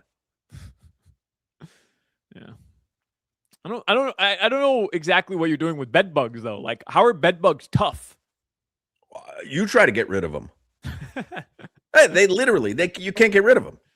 Right, but you never say that about somebody who's tough. Oh, you can't get rid of them. You Sure say you that do. about something you don't want around. Keeps coming at you. I'm with it though. I'll call you the bedbug. I'm 100% with it. Headlines are brought to you by Doral Kia. In Miami, at a Domino's game, you'll find your abuelito, and whenever you want a low price, you save with your Pricito. Save now with your Pricito at Doral Kia. So we know Liam Hicks is headed to the Rays. We will miss you, Liam Wicks. We'll miss you. Yeah. Braxton Garrett, that's our guy BG. I think he was a friend of the show. He came on the show once. Braxton Garrett. Believe he did. Because he had an all-star season, right? Did Braxton Garrett have an all-star season? Or we talked to him before the season started. Yeah. He has been traded to the Chicago Cubs. So we're less than an hour away from the MLB trade deadline. The Marlins have made some of those trades official, by the way. They posted that they've acquired right-handed pitcher Jace Beck and first baseman Jonathan Long from the Chicago Cubs in exchange for Braxton Garrett. And then they also announced that they have acquired Jacob Kisting, Adrian Santana, and Braden Taylor from the Tampa Bay Rays in exchange for Liam Hicks. Braden Taylor apparently is the better of the prospects coming over from Tampa. All right. The Marlins, by the way, Hawk, couple media notes from the Fish. They're going to honor Tommy Hutton because he's retiring with a thank you Tommy Day on August 23rd versus the Nationals. I saw that. You know what? I had written that down to mention that. Season-long celebration of Tommy Hutton continues with Thank You Tommy Day, August 23rd. That is a 1:40 game against the Nationals. The celebration will begin with an on-field pregame recognition featuring a tribute video highlighting some of Hutton's most memorable moments and signature calls. He will be joined by his family on the field, and his 3 granddaughters will throw out the ceremonial first pitch to him. Pretty cool. Legend. We should bring him on the show before that. I would like to do that. You know, speaking of legends and bringing them on the show, we had Mike Biamonte on. You know, he retired from being the Heat's PA announcer. Do you think he regrets it, knowing that Giannis is here this season? You know, it's funny. Somebody had tweeted, I don't remember who it was, when the LeBron stuff felt like it was coming to Miami. They're like, hey, Mike B, get ready, because there's no way we're going into a season with Giannis and LeBron without you as the PA announcer. Like, so in that ready. situation, he almost would have had to delay his retirement by 1 season. You know, the Heat held auditions for that a couple months ago, and I'm sure like the process has been ongoing. There's been no announcement as to who I that thought job about that too. to. Yeah. I wonder where that stands. Yeah. Jimmy points out, by the way, bed bugs are tough because they hide in tiny spaces, survive months without food, and resist common bug sprays. It's true. Well done, Jimmy. Thanks, bedbug. Don't mention it. 2 more things I thought were cool with the Marlins. They're going to simulcast 2 games in Spanish on Telemundo. That's the first time the franchise will air games in Spanish on local TV. And Daniel Alvarez Montes, Hawk, like local Miami Marlins fans who follow the team and, you know, are either bilingual or they follow the team in Spanish. Danny is like the go-to guy. So really cool that he's getting the opportunity to do that. And did you see that Jack McMullen and Kyle Seeloff are going to switch for a broadcast for a series? Yeah, the Marlins are going to use, I read this in the Herald, Jack McMullen on the TV call, and Kyle Seeloff is going to do radio for the entire August 11 through 13 series against Pittsburgh. That's cool. Yeah. Pretty cool. I think we should switch with Jack McMullen one day. I'm down 100%. He does our show. Yeah. Me, you, Crowder, and Bedbug, we do the Marlins game. I think it'd be a hit. I'm down. The Dolphins did have training camp today. Joe Rose is going to broadcast live from training camp tomorrow. Very cool. And Hawk, before we get out of here, happy 8-3 day. You know what 8-3 signifies now in Miami? No. August 3rd. 8-3 day, Bam Adebayo day, because he scored 83 points. I like that. Did you see? So Bam yesterday, it was at the Slam School. Yeah. Next to Marlins Park or Lone Depot Park. He was awarded the Kareem Abdul-Jabbar Trophy yesterday as the 2026 award winner of the NBA's Social Justice Award. Mm-hmm. And at one point, I saw like a clip of it. I don't know if the kids had asked him questions or if somebody just asked him a question, but they asked him to list his top 5 NBA players of all time. Did you see Bam's response to that? No. So he said Kobe Bryant, Steph Curry, Michael Jordan, Kevin Durant, and Tim Duncan. Mm-hmm. Notably left somebody off that list. LeBron James. LeBron James left him off. Playing against him. Oh, a little petty, no? A little petty from Bam. Well, he's still playing against him. He's not going to have any of it. Like, if they weren't still playing against each other, he's going to have Matas Buzelis on there. But he's active. Right. Yeah. Another snub. And then 2 more notes here regarding soccer. Talked about Inter Miami. They're going to play Leagues Cup group stage action on Wednesday. First game's against San Luis here at New Stadium. Mauricio Pochettino, that was the USA manager throughout the World Cup. There was a lot of speculation he'd be leaving. The U.S. Men's National Team Federation was doing everything they could to keep him here, and it worked. He signed a contract through 2030, so through the next World Cup. That is all right. Fantastic news for the Good U.S. News. And FIFA, only because we talked about this on Friday, Hawk, FIFA ended up abandoning that plan to sell equity in the World Cup. And now Gianni Infantino, the FIFA president, is under immense scrutiny. And a lot of people are trying to push him to step down as well. Yeah, that backfired. He tried to do it in such a surreptitious manner. It just, the whole thing smelled rotten. Yep. Finally, Wendy's has dropped a new, did you see this? Apple Crumb Frosty Fusion. It has spiced apple swirl blended with oat crumble pieces, and it's going to taste like an apple crumble. Yeah, I'm out. You're out? Yeah, I'm out on that. Why are you out on that? I don't like an apple crumble. I took my nephew to get his first McFlurry ever, and he called it the best ice cream he's ever had in his entire life. Wow. You found a place that was working? Like how many McDonald's did you have to take him to? 11 o'clock at night. McDonald's and Kendall, baby. Always comes that's through. Great. 11 o'clock McFlurry. That's great. Yeah. All right, guys. Your weather in South Florida right now, still raining, some heavy lightning and thunder as well across the area. So drive safely. That's brought to you by Tornado Roofing and Contracting. You have a leaky roof? Take action now. Get your free estimate. Call 954-968-8155. Our friend Keith on the text points out, did Bam have KD and Steph on that list? He did. Oh, so I missed that part because I said obviously no one who's currently playing. Oh, I missed you saying that. Right. So 2/5 of his list had people who are currently playing. That was my take, was that he doesn't have LeBron on there because he's a current competitor. But he's got 2 other current competitors there. A little petty from Bam. I like it, though. Yeah, Respect. I like that. I like it more now that there are active players on the list. Yeah. All right, I'm a huge believer. By the way, Will Manso is going to join us next. Today is Hurricanes Media Day, and he was there. You know, I'm a huge believer in Atlantic Men's Clinic. I wasn't feeling like myself, was getting tired more easily. It's why I started getting testosterone at Atlantic Men's Clinic. And guys, low testosterone is something men younger and younger experience. So if you're not feeling like yourself, you have less energy and less drive, you just don't feel right, you deserve to feel your best. At Atlantic Men's Clinic, their advanced medical strategies featuring TRT, GH peptides, NAD+, GLP-1, PDA, and more treat low T and other hormonal issues to help you lose weight and have more energy and improve your sleep and increase your sex drive. And I'm telling you, they have treated many men for low T, including me.